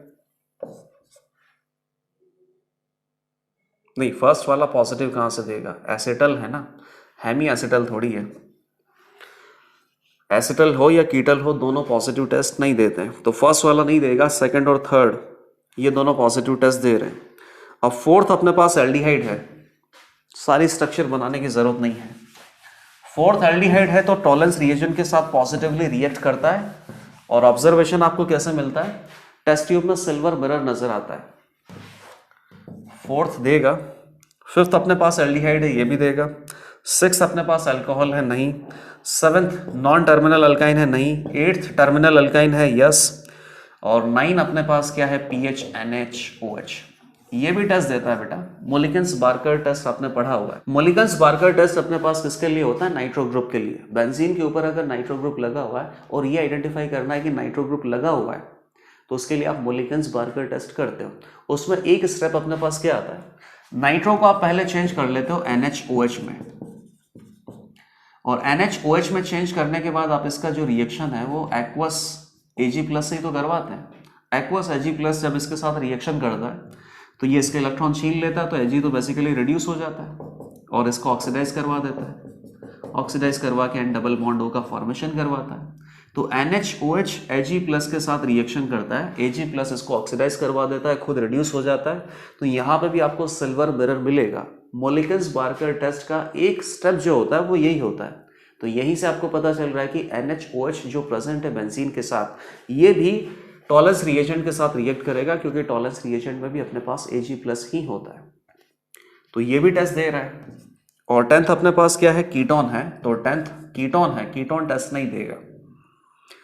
तो कितना हो गया, 1 2 3 4 5 6, टोटल 6 कंपाउंड ऐसे दे रखे हैं जो कि टॉलेंस रिएजेंट के साथ पॉजिटिवली रिएक्ट करेंगे, या तो सिल्वर मिरर मिलेगा या फिर आपको टर्मिनल अल्काइन के केस में वाइट प्रेसिपिटेट मिलता है। दोनों आपको दे रखे थे कि प्रेसिपिटेट वाइट हो या सिल्वर मिरर हो, किसी भी कंडीशन में आपको देखना है कि टॉलेंस रिएजेंट के साथ कौन पॉजिटिवली रिएक्ट कर रहा है। तो टोटल इसका आंसर कितना आ गया 6। क्वेश्चन नंबर 9 पे आ जाते हैं। अगेन एक अल्काइल हैलाइड दे रखा है, अल्कोहलिक केएच से आपको रिएक्शन करना है, number of possible elimination product. तो एग्जैक्टली ऐसा क्वेश्चन ऑलरेडी आ भी चुका है, number of possible elimination product, ये पहले भी कर चुके हैं और इसमें भी number of possible elimination product ही हमें बनाना है। अल्कोहलिक केएच से E2 एलिमिनेशन होता है, जिस कार्बन पे लीविंग ग्रुप हेलोजन प्रेजेंट है दैट इज अल्फा कार्बन, और अल्फा कार्बन के रेस्पेक्ट में जो नेक्स्ट कार्बन होता है that is beta carbon. Beta से H+ हटाना है, अल्फा से लीविंग ग्रुप हटाना है, और कार्बन कार्बन में पाई बॉन्ड इंट्रोड्यूस कर दो तो डिजायर्ड एल्कीन आपको मिल जाएगा।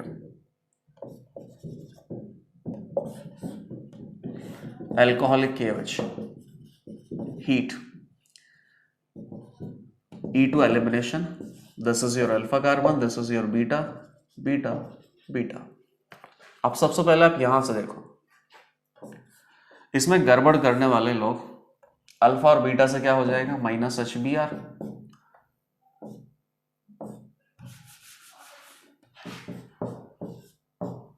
यहां पे आ जाएगा पाई बॉन्ड। तो कितना एल्कीन हो गया बेटा यहाँ पे, ये एक एल्कीन है और इस एल्कीन में पाई बॉन्ड के अबाउट ज्योमेट्रिकल आइसोमर पॉसिबल है, मतलब ये एक GI सेंटर है। ठीक है, अच्छी बात है। कुछ लोग बोलेंगे सर यहाँ पे ये कायरल सेंटर भी तो है, तो 1 geometrical centre plus 1 chiral centre, total मिला के 2 स्टीरियो सेंटर है। 2 स्टीरियो सेंटर के अबाउट कितना आइसोमर आ जाएंगे, टोटल 4 स्टीरियो आइसोमर आ जाएंगे। स्टीरियो आइसोमर्स को इंक्लूड करके ही आपको आंसर देना है। तो यहां से आपने अगर 4 स्टीरियो आइसोमर काउंट किए तो ये गलत हो जाएगा, केवल इतना ही कॉन्सेप्ट यहाँ पे था। यहाँ पे टोटल 4 स्टीरियो आइसोमर काउंट नहीं करने, टोटल 2 ही स्टीरियो आइसोमर काउंट करने, और टोटल 2 ही स्टीरियो आइसोमर यहाँ पे बन सकते हैं। क्यों? क्योंकि इस कायरल कार्बन पे कोई रिएक्शन थोड़ी हो रहा है, और इस कायरल कार्बन पे CH3 का जो लोकेशन है, ये जो CH3 का ओरिएंटेशन है वो फिक्स करके दे रखा है, ऐसा नहीं बनाया बेटा, इन्होंने ऐसा बना रखा है, वेज बना के दे रखा है। मतलब जो CH3 यहाँ पे है वो वेस्ट पोजीशन में है, हाइड्रोजन कहाँ होगा, डैश पोजीशन में होगा, और यहाँ पे इस कायरल कार्बन पे CH3 का जो ओरिएंटेशन है वो फिक्स है। तो यहाँ पे तो कोई वेरिएशन आएगा नहीं, केवल यहाँ पे वेरिएशन आ सकता है, और यहाँ से आपको क्या मिलेगा E और Z। तो टोटल 2 ही स्टीरियो आइसोमर होंगे, टोटल 4 स्टीरियो आइसोमर नहीं हो सकते। पहला तो ये हो गया। इसके बाद यहाँ पे भी कोई दिक्कत नहीं है, आपको पाई बॉन्ड लगा दो। इस कायरल कार्बन पे जो CH3 प्रेजेंट है उसका ओरिएंटेशन फिक्स है, इस पाई बॉन्ड के अबाउट ज्योमेट्रिकल आइसोमरिज्म पॉसिबल नहीं है, यहाँ पे आपको डिस्टर्बेंस क्रिएट करना नहीं है। तो टोटल एक ही आइसोमर है, स्ट्रक्चरली भी एक है और स्टीरियो केमिकली भी एक ही है, और थर्ड यहीं से होगा।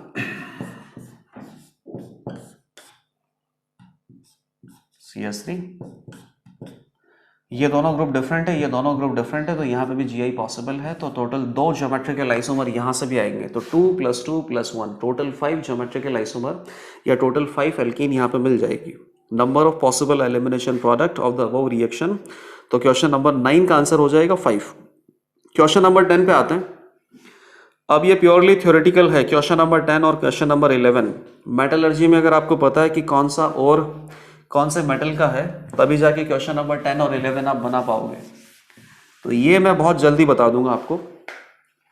Find number of lead ores out of the given ores. Lead ore कौन से हैं? हॉर्न सिल्वर AgCl होता है, नहीं है। एंजलसाइट PbSO4 होता है, तो PbSO4 मतलब लेड का ये और है। सेल्यूसाइट PbCO3 होता है, लेड कार्बोनेट होता है, ये भी लेड का और है। इप्सम सॉल्ट MgSO4.7H2 मैग्नीशियम का और होता है, लेड का नहीं। गैलेना PbS होता है, तो ये भी अपने पास लेड का ही और है। और चाल्कोपाइराइट्स, ये क्या होता है? CuFeS2, C और Fe, और इसका सल्फाइड होता है। तो कॉपर या आयरन का और हो सकता है, लेकिन लेड का और नहीं है। तो टोटल 3 और ऐसे हैं जहाँ पे लेड प्रेजेंट है, और वहाँ से लेड को एक्सट्रैक्ट किया जा सकता है। क्वेश्चन नंबर 10 था ये। 11 आप देखो। Out of the given ores find out the ores which is और are concentrated by froth flotation process. तो फोर्थ फ्लोटेशन प्रोसेस में सल्फाइड ओर को कंसंट्रेट किया जाता है, और सल्फाइड ओर अपने पास बेसिकली फिक्स है, ये तो आपको याद रखना भी पड़ेगा। सल्फाइड ओर वाला जो क्वेश्चन है मोस्ट कॉमन होता है, जैसे एक PbS होता है, एक HgS होता है, एक CuFeS2 होता है, नाम बताऊंगा। PbS क्या होता है, गैलेना, और HgS क्या होता है, सिनेबार, और क्या होता है, ZnS होता है, जिंक ब्लेंड। टोटल 6 हैं, वो 6 याद रखना ही है। गैलेना हो गया, सिनेबार हो गया, जिंक ब्लेंड हो गया, इसको क्या बोलते हैं, कॉपर चैल्कोपाइराइड्स, चैल्कोपाइराइड्स ही बोल सकते हैं बेसिकली। और क्या होता है, और भी कुछ है क्या, CuS कॉपर ग्लांस होता है, ठीक है। और भी कुछ है क्या, ठीक है, बस इतना ही होता है। तो इन्होंने क्या क्या दे रखा है, जिंक ब्लेंड दे रखा, सिनेबार दे रखा, चैल्कोपाइराइड्स दे रखा और गैलेना दे रखा है। इसके अलावा और कोई भी लिस्टेड यहाँ पे नहीं दे रखा है। तो टोटल 4 सल्फाइड और यहाँ पे दे रखे हैं। आंसर कितना हो जाएगा, 11th क्वेश्चन का 4। अब नेक्स्ट क्वेश्चन देखिए, क्वेश्चन नंबर 12 है ये। If 1 gram of solute dimerises up to 75% in 100 gram of water and depression and freezing point is 0.093 degree centigrade, find average molecular weight of the solute after dimerization। और water का KF आपको दे रखा है 1.86। तो ये इंफॉर्मेशन एक बार लिख देता हूं मैं। 1 gram of solute dimerises in water, और डाइमराइजेशन कितना दे रखा है, 75%। तो जैसे मान लो कि अपने पास ये वाटर है, वाटर आपको दे रखा है 100 ग्राम। वाटर का जो फ्रीजिंग पॉइंट है वो कितना होता है, 0 डिग्री सेंटीग्रेड होता है फ्रीजिंग पॉइंट इसका। और वाटर अपने पास क्या होता है, वॉलेटाइल सॉल्वेंट होता है। इस वॉलेटाइल सॉल्वेंट में आपने एक नॉन वॉलेटाइल सॉल्यूट मिक्स किया है, नॉन वॉलेटाइल सॉल्यूट, तभी तो ये सॉल्यूशंस एंड कॉलिगेटिव प्रॉपर्टीज का क्वेश्चन है। और एक कॉलिगेटिव प्रॉपर्टी अपने पास क्या होती है, डिप्रेशन इन फ्रीजिंग पॉइंट। तो freezing point volatile solvent water का कितना होता है, 0 डिग्री सेंटीग्रेड। जैसे ही नॉन वॉलेटाइल सॉल्यूट यहाँ पे मिक्स करेंगे, फ्रीजिंग पॉइंट इसका डिप्रेस हो जाएगा। फ्रीजिंग पॉइंट में कितना डिप्रेशन आएगा, 0.093 डिग्री सेंटीग्रेड, और इसका फ्रीजिंग पॉइंट बेसिकली नेगेटिव में चला जाएगा। 0 से कितना डिप्रेस होगा, 0.093 डिग्री सेंटीग्रेड, मतलब नया फ्रीजिंग पॉइंट इस सॉल्यूशन का, अब ये सॉल्यूशन बन चुका है, सॉल्यूशन का नया फ्रीजिंग पॉइंट कितना होगा, -0.093 डिग्री सेंटीग्रेड। अब आपको इतना आइडेंटिफाई करना है कि जब ये सॉल्यूट वाटर में मिक्स करते हैं तो उसका डाइमराइजेशन होता है 75% डाइमराइजेशन होता है। तो बेसिकली 25% अनडाइमराइज स्टेट में ये होगा, नॉर्मल स्टेट में होगा। तो जिस भी टाइप के अपने पास पार्टिकल होंगे, ऐसे पार्टिकल भी होंगे और ऐसे पार्टिकल भी होंगे। ये कितने होंगे बेटा, 25%, और ये कितने होंगे, 75%। तो टोटल मिला के इन सारे पार्टिकल्स का आपको क्या निकालना है, एवरेज मॉलिक्यूलर मास। और ये सारी इंफॉर्मेशन आपको दे रखी है। KF अपने पास कितना है, 1.86 केल्विन kg पर मोल, और जो नॉन वॉलेटाइल सॉल्यूट आप मिक्स कर रहे हो दैट इज 1 ग्राम। तो अब इसको आप किस तरीके से सॉल्व कर सकते हो। सॉल्यूशंस एंड कॉलिगेटिव प्रॉपर्टीज में एक आपको डिफ्रेशन इन फ्रीजिंग पॉइंट दे रखा है which is what, 0.093 degree centigrade. इसकी वैल्यू क्या होती है अपने पास, I × m × KF। m क्या होता है बेटा, कॉलिगेटिव प्रॉपर्टीज किस पे डिपेंडेंट होती है, नंबर ऑफ पार्टिकल पे। और यहाँ पे नंबर ऑफ पार्टिकल को किससे इंडिकेट किया जाता है, मोलैलिटी से। सॉल्यूट का मोलैलिटी जितना ज़्यादा होगा उतने ज़्यादा नंबर ऑफ पार्टिकल होंगे। नंबर ऑफ पार्टिकल अगर ज़्यादा होंगे तो जो कॉलिगेटिव प्रॉपर्टी है डेल्टा टी एफ, इसकी वैल्यू भी क्या होगी, ज़्यादा होगी।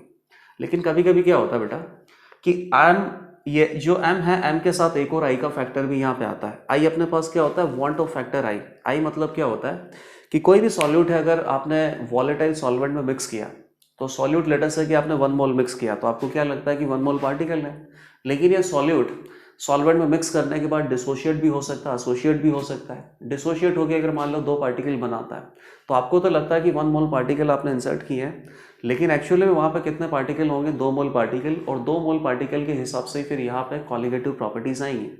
सिमिलरली एसोशिएट हो जाता है, 2 पार्टिकल मिलकर अगर एक बना लेते हैं, तो आपने 1 मोल पार्टिकल मिक्स किए थे, फाइनली वहाँ पे कितने होंगे, केवल हाफ मोल पार्टिकल प्रेजेंट होंगे। तो ये फैक्टर कि फाइनली अपने पास नंबर ऑफ पार्टिकल कितना है, तो लगता तो आपको क्या है कि नंबर ऑफ पार्टिकल किसके प्रोपोर्शनल है, m के प्रोपोर्शनल। लेकिन मैं क्या बता रहा हूँ कि नंबर ऑफ पार्टिकल किसके प्रोपोर्शनल है, I × m के प्रोपोर्शनल। ये अपने पास फाइनल नंबर ऑफ पार्टिकल होंगे। तो फाइनल नंबर ऑफ पार्टिकल जितने भी होंगे उसको KF से आप मल्टीप्लाई करो, यहाँ से जो वैल्यू आती है that value is equal to colligative property which is what delta TF, और डेल्टा TB भी हो सकता है अगर डेल्टा TB के बारे में आपको रिलेशनशिप या वैल्यूज आपको दी जाती। अब आपको ये पता करना है कि डाइमराइज होने के बाद जो भी पार्टिकल्स अपने पास प्रेजेंट है, इन पार्टिकल्स का एवरेज मॉलिक्यूलर मास क्या होगा। तो इसको आप दो तरीके से सॉल्व कर सकते हो।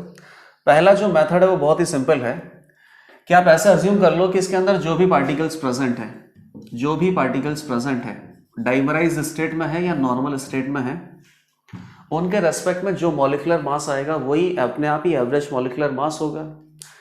तो आप इनिशियली ये अज्यूम मत करो कि आपने यहाँ पे 1 ग्राम मिक्स किया था और वो पहले नॉर्मल स्टेट में था, उसके बाद डाइमराइज हो गया। आप सोच लो ना कि इसके अंदर ही अपने पास 1 ग्राम सॉल्यूट प्रेजेंट है, उनमें से कुछ पार्टिकल डाइमराइज हो सकते हैं, कुछ पार्टिकल्स सिंगल स्टेट में हो सकते हैं। जैसे भी हैं particle, total number of particle जितने भी हैं उनके रेस्पेक्ट में 0.093 degree centigrade depression and freezing point अपने पास है। अब यहाँ पे जैसे भी पार्टिकल है, जैसी भी उनकी शक्ल है, उन सारे पार्टिकल्स का एवरेज मॉलिक्यूलर मास अपने आप ही निकल के आ जाएगा अगर कोई आपके पास मैथमेटिकल इक्वेशन है तो मैथमेटिकल इक्वेशन अपने पास है, डेल्टा TF की वैल्यू आपको क्या दे रखी है बेटा, 0.093 डिग्री सेंटीग्रेड। तो 0.093 that is equal to delta TF कितना होता है, m इंटू KF। आइए आप यहाँ पर रहने दो, आप केवल इसी फाइनल स्टेट को अज्यूम कर लो कि इस फाइनल स्टेट में जितने भी पार्टिकल हैं डाइमराइज होने के बाद फिर अब यहाँ पे नंबर ऑफ पार्टिकल्स चेंज नहीं होने वाले। तो जैसे भी नंबर ऑफ पार्टिकल हैं उसी के रेस्पेक्ट में आपने मोलालिटी पुट कर दिया, molality with respect to final situation. और फाइनल सिचुएशन में यहाँ पे जितने भी पार्टिकल होंगे मुझे नहीं पता है, जितने भी पार्टिकल होंगे वो किसके रेस्पेक्ट में होंगे, एवरेज मॉलिक्यूलर मास के रेस्पेक्ट में होंगे, क्योंकि टोटल आपने 1 ग्राम मिक्स किया है और एवरेज मॉलिक्यूलर मास इनका जितना भी होगा उसके रेस्पेक्ट में टोटल नंबर ऑफ पार्टिकल यहाँ पे आ सकते हैं। तो बताइए m क्या होगा, 1 gram divided by m observed, या उसको और क्या बोल सकते हैं, average. Number of mole divided by mass of solvent in kg, mass of solvent 100 ग्राम कितना होगा, 0.1 kg which is 0.1 kg water multiplied by 1.86 kf and delta TF कितना हो गया 0.093। ये कितना हो गया 220 टाइम्स 0.1 तो 200 हो गया। तो m ऑब्जर्व्ड या m एवरेज आप उसको बोल सकते हो, जैसे भी पार्टिकल यहाँ पे प्रेजेंट है उनका एवरेज मॉलिक्यूलर मास कितना आ सकता है, 200 ग्राम आ सकता है। एक तो ऐसा अप्रोच कर सकते हो। एक हम कैसे अप्रोच कर सकते हैं कि लेट अस से कि शुरुआत में तो मैंने यहाँ पे इसी टाइप के पार्टिकल मिक्स किए और इसमें जाने के बाद कुछ डाइमराइज हो रहे हैं, कुछ अनडाइमराइज स्टेट में प्रेजेंट है, जो भी है ये जितने भी पार्टिकल मिक्स किए इसकी मोलालिटी आप पता करो, इसकी मोलालिटी को I से मल्टीप्लाई करना पड़ेगा तभी जाके अपने पास फाइनल नंबर ऑफ पार्टिकल्स का फैक्टर आएगा। तो फिर आप ये फॉर्मूला यूज करोगे, delta TF is equal to I to m into KF। तो फाइनल नंबर ऑफ पार्टिकल्स के लिए तो आपने वांट ऑफ फैक्टर I लिख ही दिया। तो यहाँ पे मोलालिटी अपने पास बेसिकली किसका होगा, इनिशियली जो 1 ग्राम सॉल्यूट है उसी के रेस्पेक्ट में आपको मोलालिटी की वैल्यू पुट करनी पड़ेगी। उसी के रेस्पेक्ट में मोलालिटी की वैल्यू पुट करेंगे तो वहाँ पे मॉलिक्यूलर मास कैसा आएगा, थ्योरेटिकल आएगा। तो सबसे पहले आप थ्योरेटिकल मोलर मास कैलकुलेट करोगे, उसके बाद ये देखोगे कि 75% डाइमराइजेशन है, 25% अनडाइमराइज्ड स्टेट में है। तो इन दोनों का फिर आपको एवरेज निकालना पड़ेगा, टाइम थोड़ा सा ज़्यादा लगेगा और आंसर अपने आप ही कितना आएगा, 200 ही आने वाला है। ये भी निकाल के देख लेते हैं, कोई दिक्कत थोड़ी है। बताइए 1 ग्राम सॉल्यूट है और लेट अस से कि उसका मॉलिक्यूलर मास कितना है, m थ्योरेटिकल। तो ये अपने पास क्या हो गया, इसकी molality, molality sorry 0.1 kg solvent से भी आपको डिवाइड करना है, multiplied by 1.86 multiplied by I is equal to कितना हो गया 0.093। बताइए I की वैल्यू क्या होगी, दो पार्टिकल डाइमराइज होके एक पार्टिकल का फॉर्मेशन कर रहे हैं, तो number of particles which are 2 और 2 पार्टिकल डाइमराइज होके एक पार्टिकल का फॉर्मेशन कर रहे हैं। सीधा मैं बता देता हूँ कि I का फॉर्मूला आपने याद कर रखा है, कितना होता है 1 + n-1 अल्फा होता है या फिर 1 + 1/n-1 अल्फा होता है। ये डिसोसिएशन में होता है या एसोसिएशन में होता है, फिलहाल एसोसिएशन का केस है। n क्या होता है, नंबर ऑफ पार्टिकल, एक पार्टिकल कितने पार्टिकल में डिसोशिएट हो रहा है उसको n बोलते हैं, या कितने पार्टिकल मिलके एक पार्टिकल में एसोसिएट हो रहे हैं उसको भी n ही बोलते हैं।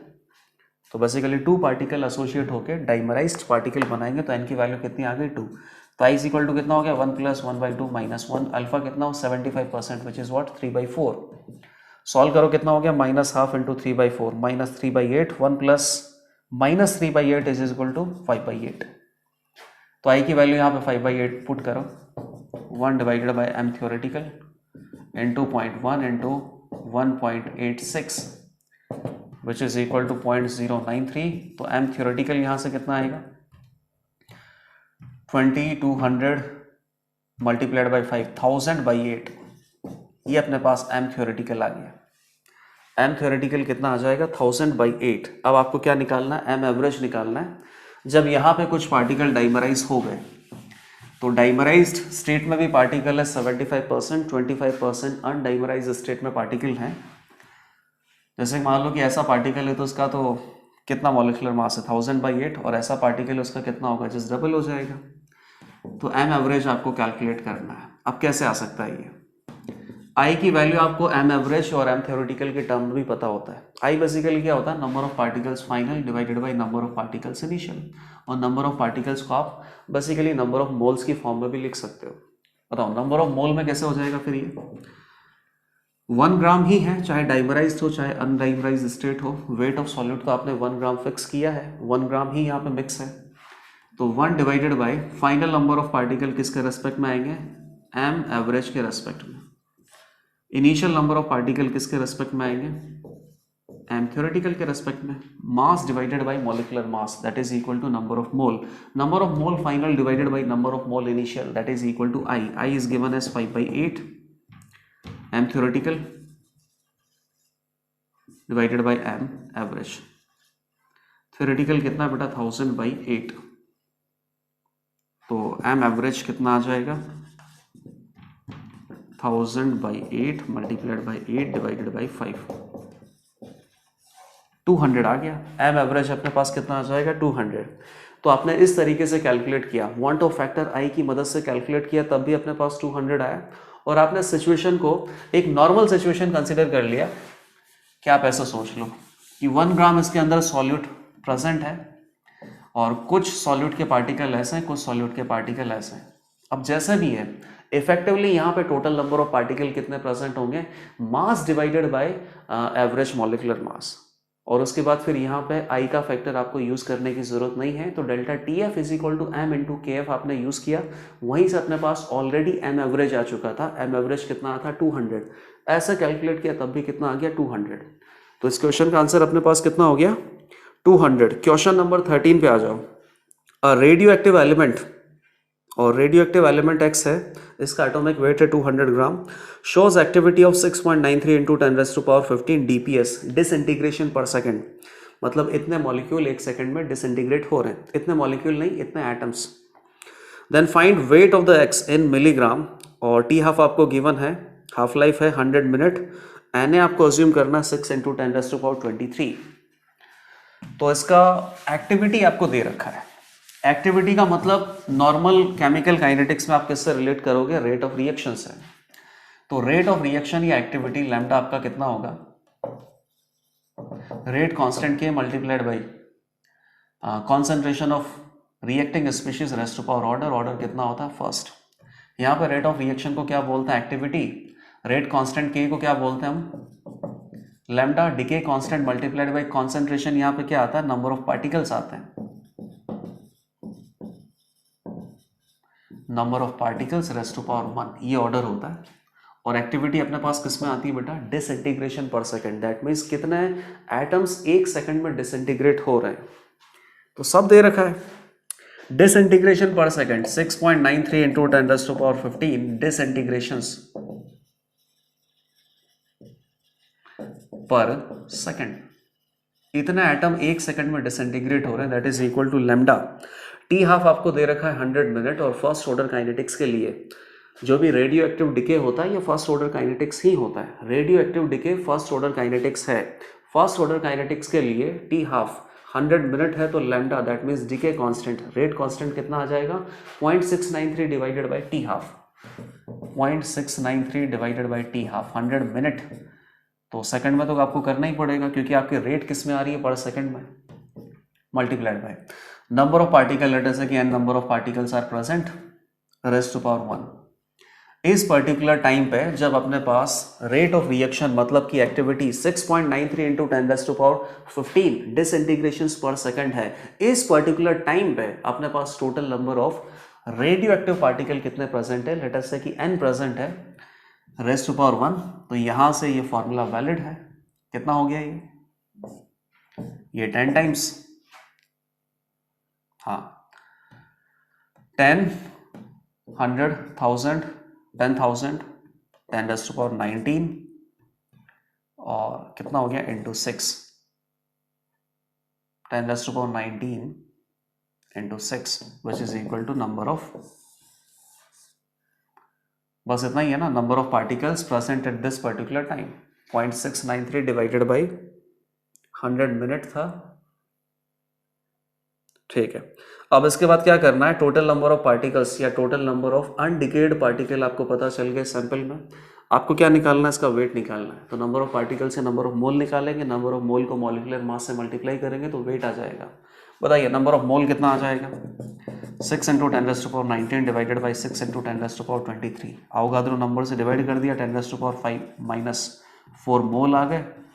वेट कितना आ जाएगा, weight multiplied by molecular weight multiplied by number of mole, molecular weight कितना है 200 ग्राम, तो कितना हो जाएगा ये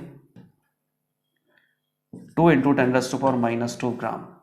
ये अपने पास weight of undecayed radioactive particle आ गया। ये वेट आपको रिपोर्ट करना मिलीग्राम में, तो मिलीग्राम में 1000 से मल्टीप्लाई कर देता हूँ, ग्राम डिवाइडेड बाई 1000 कितना होता है मिलीग्राम, और ये कितना हो जाएगा 20 मिलीग्राम। तो इस पर्टिकुलर इंस्टेंट पे जब इस पर्टिकुलर सैंपल का एक्टिविटी 6.93 इंटू 10⁻15 डिसइंटीग्रेशंस पर सेकंड है, इस पर्टिकुलर इंस्टेंट पे अभी भी अपने पास एक कंटेनर में 20 मिलीग्राम अनडिकेड पार्टिकल बचे हुए हैं और ये अभी फर्दर अभी डिसइंटीग्रेट होने वाले हैं। तो 13 भी सिंपल ही था। 14 पे आ जाते हैं, pick an ether which can be prepared by direct Williamson ether synthesis. कौन सा ईथर विलियमसन ईथर सिंथेसिस से प्रिपेयर किया जा सकता है, मल्टीपल करेक्ट है तो एक से ज़्यादा ऑप्शंस यहाँ पे आंसर होंगे। विलियमसन ईथर सिंथेसिस में क्या होता है, एक अल्काइल हैलाइड होता है, दूसरा अल्कोक्साइड आयन होता है। Alkoxide ion is a very very good base, तो अल्कोक्साइड आयन अगर न्यूक्लियोफाइल है बेटा तो यहाँ पे अटैक करेगा, लीविंग ग्रुप लीव करेगा, नॉर्मल SN2 रिएक्शन, तब जाके आपको ईथर सब्स्टिट्यूशन के प्रोडक्ट मिल सकते हैं। लेकिन अल्कोक्साइड आयन एक बहुत ही अच्छा बेस भी होता है और अल्काइल हैलाइड की बेस की प्रेजेंस में एलिमिनेशन रिएक्शन भी पॉसिबल है। तो एलिमिनेशन अपने पास कहाँ होता है बेटा, एलिमिनेशन होगा तो डिजायर्ड प्रोडक्ट ईथर आपको नहीं मिलेगा, फिर आपको प्रोडक्ट क्या मिलेगा, एल्कीन। एलिमिनेशन कब होगा, जब अल्काइल हैलाइड 2 डिग्री या 3 डिग्री हो। तो बेसिकली 2 डिग्री या 3 डिग्री अल्काइल हैलाइड नहीं होना चाहिए, वरना अल्कोक्साइड आयन की प्रेजेंस में एलिमिनेशन के बाद प्रोडक्ट आपको एल्कीन मिलेगा। और अगर अल्काइल हैलाइड 1 डिग्री है तो 1 डिग्री के केस में न्यूक्लियोफिलिक सब्स्टिट्यूशन SN2 रिएक्शन होगा, न्यूक्लियोफाइल अटैक करेगा, लिविंग ग्रुप लीव करेगा, फाइनली प्रोडक्ट आपको क्या मिलेगा, ईथर। और ये पर्टिकुलर प्रोसेस जो अपने पास है इसी को क्या बोलते हैं, विलियमसन ईथर सिंथेसिस। अब यहाँ पे ईथर ऑलरेडी बना के दे रखा है, इतना आइडेंटिफाई करना है कि कौन से ईथर को इस प्रोसेस से आप बना सकते हैं। तो क्या करना होता है, ये सारे जवाब आपको पता है, ईथर है। अब इस ईथर को आप इन रिएजेंट से बनाना चाहते हो, तो बेसिकली ईथर को ब्रेक डाउन करो किसमें, अल्कोक्साइड आयन में और अल्काइल हैलाइड में, और फिर चेक करो, फिर रिवर्स चेक करो कि क्या इस अल्काइल हैलाइड के लिए ये अल्कोक्साइड आयन न्यूक्लियोफिलिक सब्स्टिट्यूशन से ईथर बना सकता है क्या। तो जैसे कि अल्कोक्साइड आयन अपने पास क्या हो सकता है, R-O- और RCl हो सकता है। सिमिलरली अल्कोक्साइड आयन और क्या हो सकता है, RO- तो फिर R-Cl हो सकता है। दोनों में से अगर किसी भी एक पॉसिबिलिटी से अगर ईथर का फॉर्मेशन हो सकता है तो ये ईथर विलियमसन ईथर सिंथेसिस से बनाया जा सकता है। लेकिन अगर दोनों में से किसी भी एक पॉसिबिलिटी से ईथर नहीं बन रहा है, मतलब हर बार अगर यहाँ से एलिमिनेशन हो रहा है तो एलिमिनेशन से प्रोडक्ट आपको क्या मिलेगा, एल्कीन, मतलब ये जो ईथर है ये विलियमसन ईथर सिंथेसिस से नहीं बनाया जा सकता। तो ये कुछ सिंपल है, फर्स्ट सेकंड और थर्ड तीनों बनाए जा सकते हैं, कोई दिक्कत ही नहीं है। जैसे मान लो कि एक थर्ड पिक करके मैं आपको बता देता हूँ, टर्शरी ब्यूटाइल है और इथाइल है, टर्शरी ब्यूटाइल मिथाइल ईथर, क्या इसको आप विलियमसन ईथर सिंथेसिस से बना सकते हो क्या,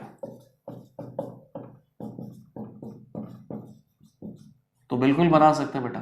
ब्रेक डाउन करके आप या तो टर्शियरी ब्यूटॉक्साइड आयन बनाओ या इथाइल हैलाइड बनाओ या इथॉक्साइड आयन बनाओ और टर्शियरी ब्यूटाइल हैलाइड बनाओ।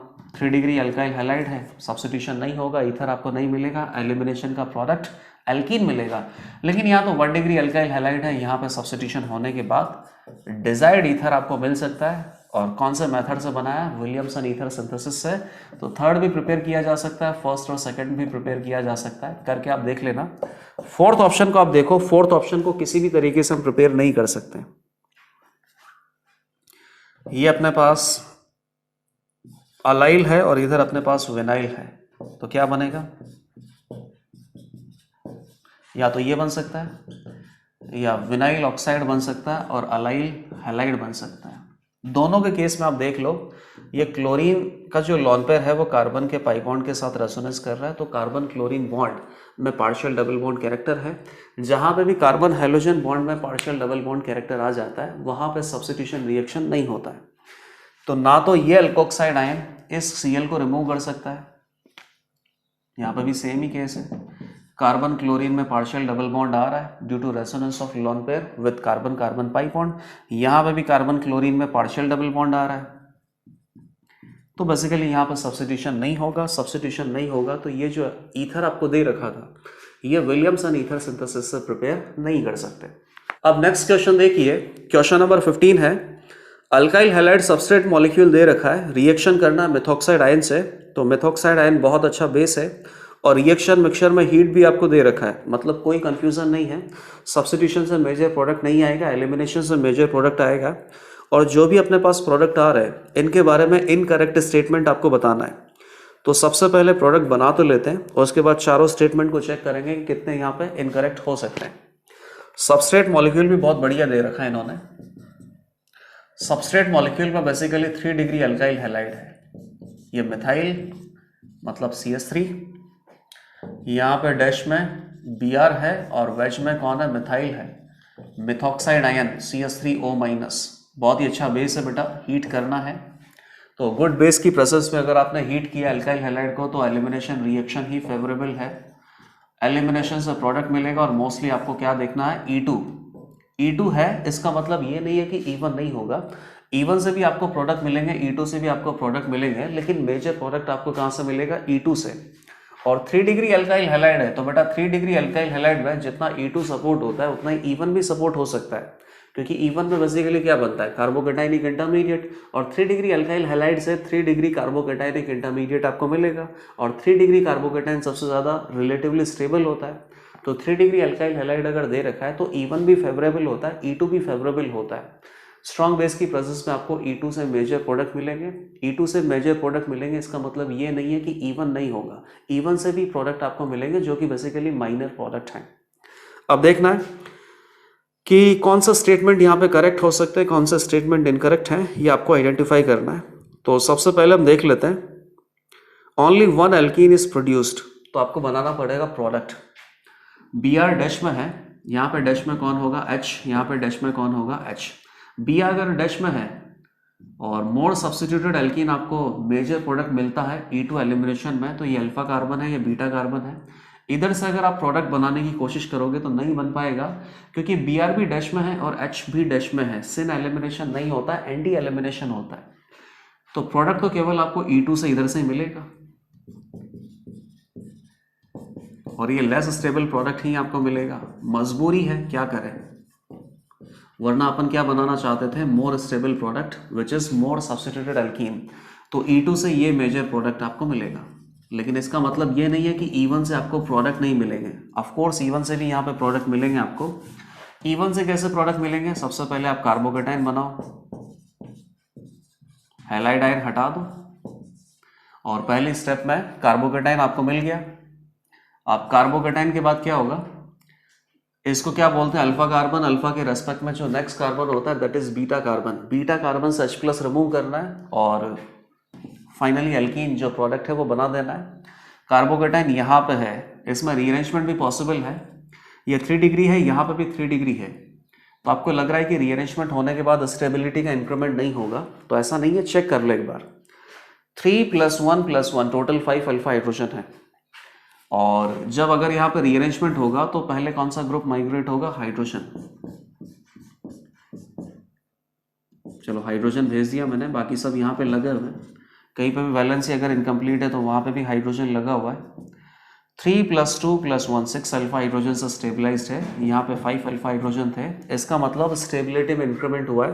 तो ये जो रीअरेंजमेंट है, ये जो कार्बोकेटाइनिक रीअरेंजमेंट है, ये पॉसिबल है। अब इसके आगे देखो, अल्फा के बाद आप बीटा से क्या करोगे? H+ को रिमूव करोगे तो नंबर ऑफ एल्कीन आपको मिलेंगे। ये एल्कीन हो सकता है, यहाँ से एल्कीन आपको मिल सकता है, सिमिलरली इधर से भी एल्कीन मिल सकता है। तो 1 2 3 एल्कीन तो आपको यहाँ से मिल गए और E2 से आपको मेजर प्रोडक्ट मिलना ही था। तो ये सारे प्रोडक्ट मैंने यहाँ पे बना दिए। अब सारे स्टेटमेंट चेक कर लेते हैं। पहला स्टेटमेंट क्या है? Only 1 alkene is obtained. बिल्कुल गलत है। एक एल्कीन आपको कहाँ से मिलेगा? E2 एलिमिनेशन से। और बाकी ये 3 एल्कीन आपको कहाँ से मिलेंगे? E1 एलिमिनेशन से। स्ट्रक्चरल है अभी तो ये, स्टीरियोकेमिकली देखोगे तो और भी ज़्यादा प्रोडक्ट पॉसिबल हैं ये। क्वेश्चन 15 की बात कर रहे हैं। फर्स्ट ऑप्शन इनकरेक्ट है। सेकंड पे आ जाते हैं।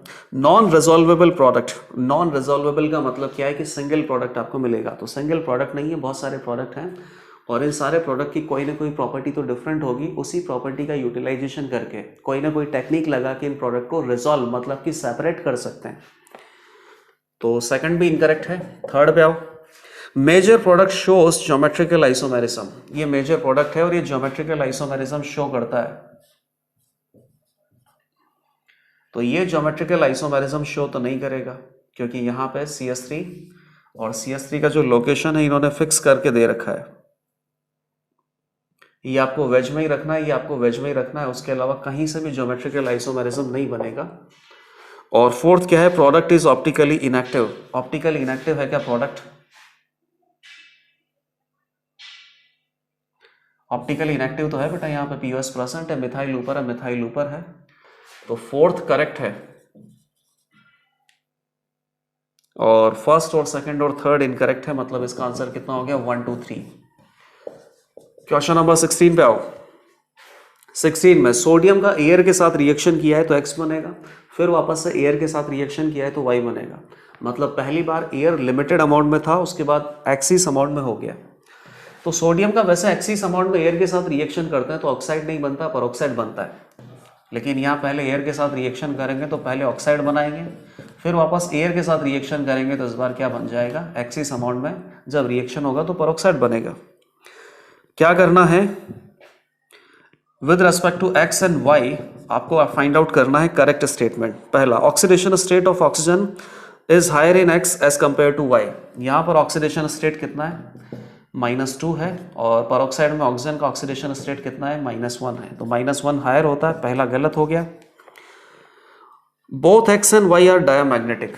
तो यहाँ पे क्या प्रेजेंट है? Na+ प्रेजेंट है, O2- प्रेजेंट है। एटम्स है, एटम्स के लिए एटॉमिक कॉन्फ़िगरेशन लिखो। 10 इलेक्ट्रॉन सिस्टम है, मतलब कि नोबल गैस का कॉन्फ़िगरेशन आएगा, सारे इलेक्ट्रॉन पेयर्ड हैं, डायमैग्नेटिक है। यहाँ पर एटम्स भी हैं अपने पास, एटॉमिक कॉन्फ़िगरेशन, कोई अनपेयर्ड इलेक्ट्रॉन नहीं है और मॉलिक्यूल भी है।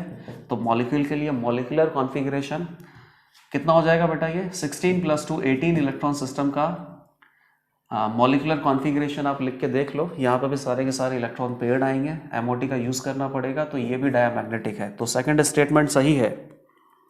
Y on reaction with water produces H2O2।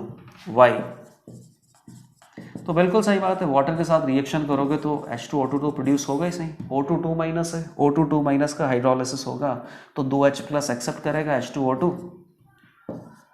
और क्या बन जाएगा? Sodium hydroxide 2 times. तो थर्ड स्टेटमेंट भी सही है। फोर्थ स्टेटमेंट आप देखो, X on reaction with CO2 produces Na2CO3। ये फोर्थ स्टेटमेंट बहुत ही काम का है। मतलब कि Na2O2 का यहां से आप देख सकते हो कि कितना अच्छा प्रैक्टिकल एप्लीकेशन होगा। X मतलब क्या हो गया? Sodium peroxide. नहीं,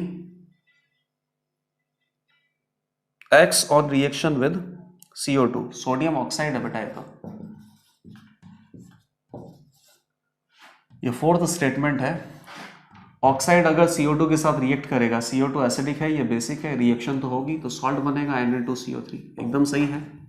तो फोर्थ स्टेटमेंट भी करेक्ट है, सेकंड, थर्ड एंड फोर्थ तीनों करेक्ट है। तो ये जो मैंने यहाँ पे लिखा है ना, इसका तो बहुत अच्छा प्रैक्टिकल एप्लीकेशन नहीं है, लेकिन अगर मान लीजिए कि Y CO2 के साथ रिएक्ट करता, Y मतलब Na2O2, तो देखना बेसिक ऑक्साइड है, एसिडिक ऑक्साइड है, तो Na2CO3 तो बनेगा ही सही, साथ साथ यहाँ पे O2 भी बनेगा। तो देखो, आप खुद देखो कि अगर मान लीजिए कि किसी भी कन्फाइंड स्पेस में कोई भी ऐसे ब्रीथ कर रहा है तो CO2 बाहर निकलेगा, ऑक्सीजन वो कंज्यूम करेगा। अब ये जो CO2 बाहर निकलेगा ये एनवायरनमेंट में ही है। आप चाहते हो कि CO2 कहीं पे जाके एब्जॉर्ब हो जाए ताकि यहाँ पे O2 रहे, तो सोडियम परऑक्साइड का यूज़ कर सकते हैं। CO2 वहाँ पे एब्जॉर्ब होकर Na2CO3 एक सॉलिड सब्सटेंस बना लेगा, साथ ही साथ ऑक्सीजन गैस रिलीज भी होगी, तो और ज़्यादा ऑक्सीजन अपने पास अवेलेबल होगा ब्रीदिंग के लिए। तो ये एक बहुत ही अच्छा इक्वेशन है, इस इक्वेशन को अच्छे से आपको याद रखना है। ऑप्शन नंबर 2, 3 एंड 4 ये तीनों करेक्ट है। क्वेश्चन 17 पे आओ। विच of the following is correct for 0.1 molar BOH solution. BOH मतलब कि वीक बेस आपको दे रखा है, और वीक बेस के लिए Kb की वैल्यू रिपोर्ट की है। Kb का वैल्यू कितना है? 10⁻⁻⁵। वीक बेस का सॉल्यूशन है तो pH अपने पास 7 से ज़्यादा आएगा, pH 7 से ज़्यादा आएगा, बेसिक सॉल्यूशन है। और वीक बेस है मतलब आयनिक इक्विलिब्रियम के फंडे आपको लगाने पड़ेंगे। 0.1 मोलर इसकी कॉन्सेंट्रेशन दे रखी है। ये तो कुछ ज़्यादा इजी क्वेश्चन है बेटा। BOH एक्वस, इससे क्या बनेगा? डिसोशिएट हो जाएगा B plus aqueous OH minus aqueous. Let us say कि इस कॉन्सेंट्रेशन C है तो ये 0 0 हो गया, C में से C अल्फा गया तो ये C अल्फा।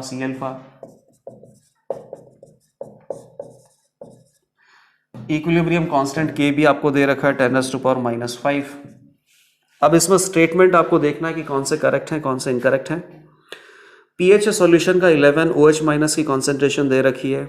सॉल्ट अपने पास एसिडिक सॉल्यूशन बनाएगा, फिनोफ्थलीन इंडिकेटर यूज़ किया जा सकता है टाइट्रेशन में।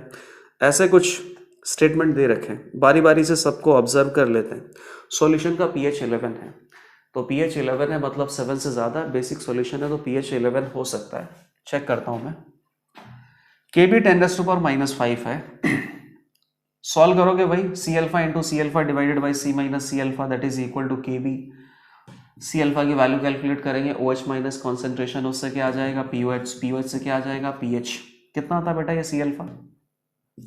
ये C अल्फा आता है √KAC। कितना हो गया ये?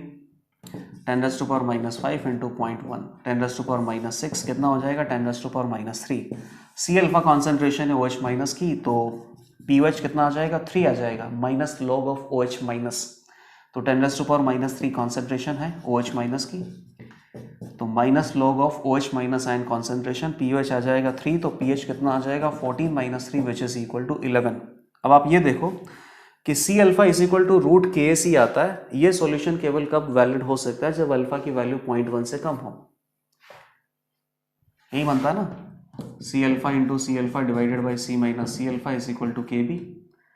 C से C चला गया, 1 माइनस अल्फा को अगर आपने 1 अज्यूम किया तो क्या बनेगा? C alpha square is equal to Kb, alpha is equal to Kb into Kb divided by C, और ये रूट में आ गया। क्या निकालना है? C अल्फा कर लो, तो कितना हो जाएगा? Kb into C। और ये सब केवल कब हो सकता है? जब अल्फा की वैल्यू कितनी हो? 0.1 से बहुत कम हो, ताकि 1 माइनस अल्फा को आप 1 अज्यूम कर पाओ। तो देख लेते हैं कि अल्फा की जो वैल्यू है वो 0.1 से कम है या नहीं है। 10⁻⁵ डिवाइडेड बाई 0.1, 10⁻⁴, रूट लेंगे तो 10⁻⁻2 which is very very less than 0.1। तो ये सब जो हमने किया है वो वैलिड भी है, कोई दिक्कत नहीं है। OH माइनस कॉन्सेंट्रेशन इज 10⁻³ मोल पर लीटर।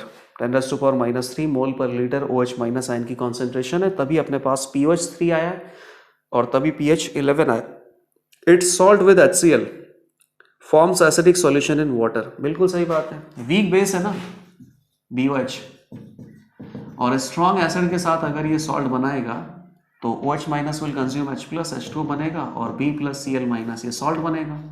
और इस सॉल्ट का अगर आप सॉल्यूशन प्रिपेयर करोगे, सॉल्ट को वाटर में मिक्स करोगे, तो जो भी सॉल्यूशन होगा वो बेसिकली बेसिक सॉल्यूशन होगा, क्योंकि बेस डोमिनेंट है। सॉरी, बेसिक सॉल्यूशन क्या है? एसिडिक सॉल्यूशन होगा, क्योंकि एसिड यहाँ पे स्ट्रॉन्ग एसिड था। तो pH कितना आएगा सॉल्ट सॉल्यूशन का? Less than 7। फर्स्ट, सेकंड और थर्ड तीनों स्टेटमेंट करेक्ट हैं अभी तक। तो fourth, phenolphthalein indicator can be used during the titration of BOH and HCl। कर लेते हैं। यहाँ BOH है, HCl मिक्स करेंगे, मिक्स करने के बाद इक्विवेलेंस पॉइंट आएगा जब ये दोनों एक दूसरे को कंप्लीटली कंज्यूम कर लेंगे तो क्या बन जाएगा, BCl, सॉल्ट बन जाएगा। उसके बाद आपसे क्या पूछा है कि फिनोल्फ्थालीन इंडिकेटर को यूज किया जा सकता है। सोचते हैं, BCl अपने पास क्या है, एसिडिक सॉल्ट है एक तरीके से। एसिडिक सॉल्ट मत बोला करो, सॉल्ट है जिसका सॉल्यूशन बनाओगे तो उसका नेचर कैसा आएगा, एसिडिक नेचर आएगा। मतलब कि इसकी pH लेटर से कि 3 से 4 के बीच में हो सकती है, लेस देन 7 होगा। और फिनोल्फ्थालीन इंडिकेटर जो होता है बेटा, इसका वर्किंग रेंज ही कितना होता है, 8 to 10 के बीच में। तो जो वर्किंग रेंज है फिनोल्फ्थालीन इंडिकेटर का, वो सॉल्ट सॉल्यूशन के pH से लाई नहीं कर रहा है या pH के बीच में नहीं आ रहा है वो।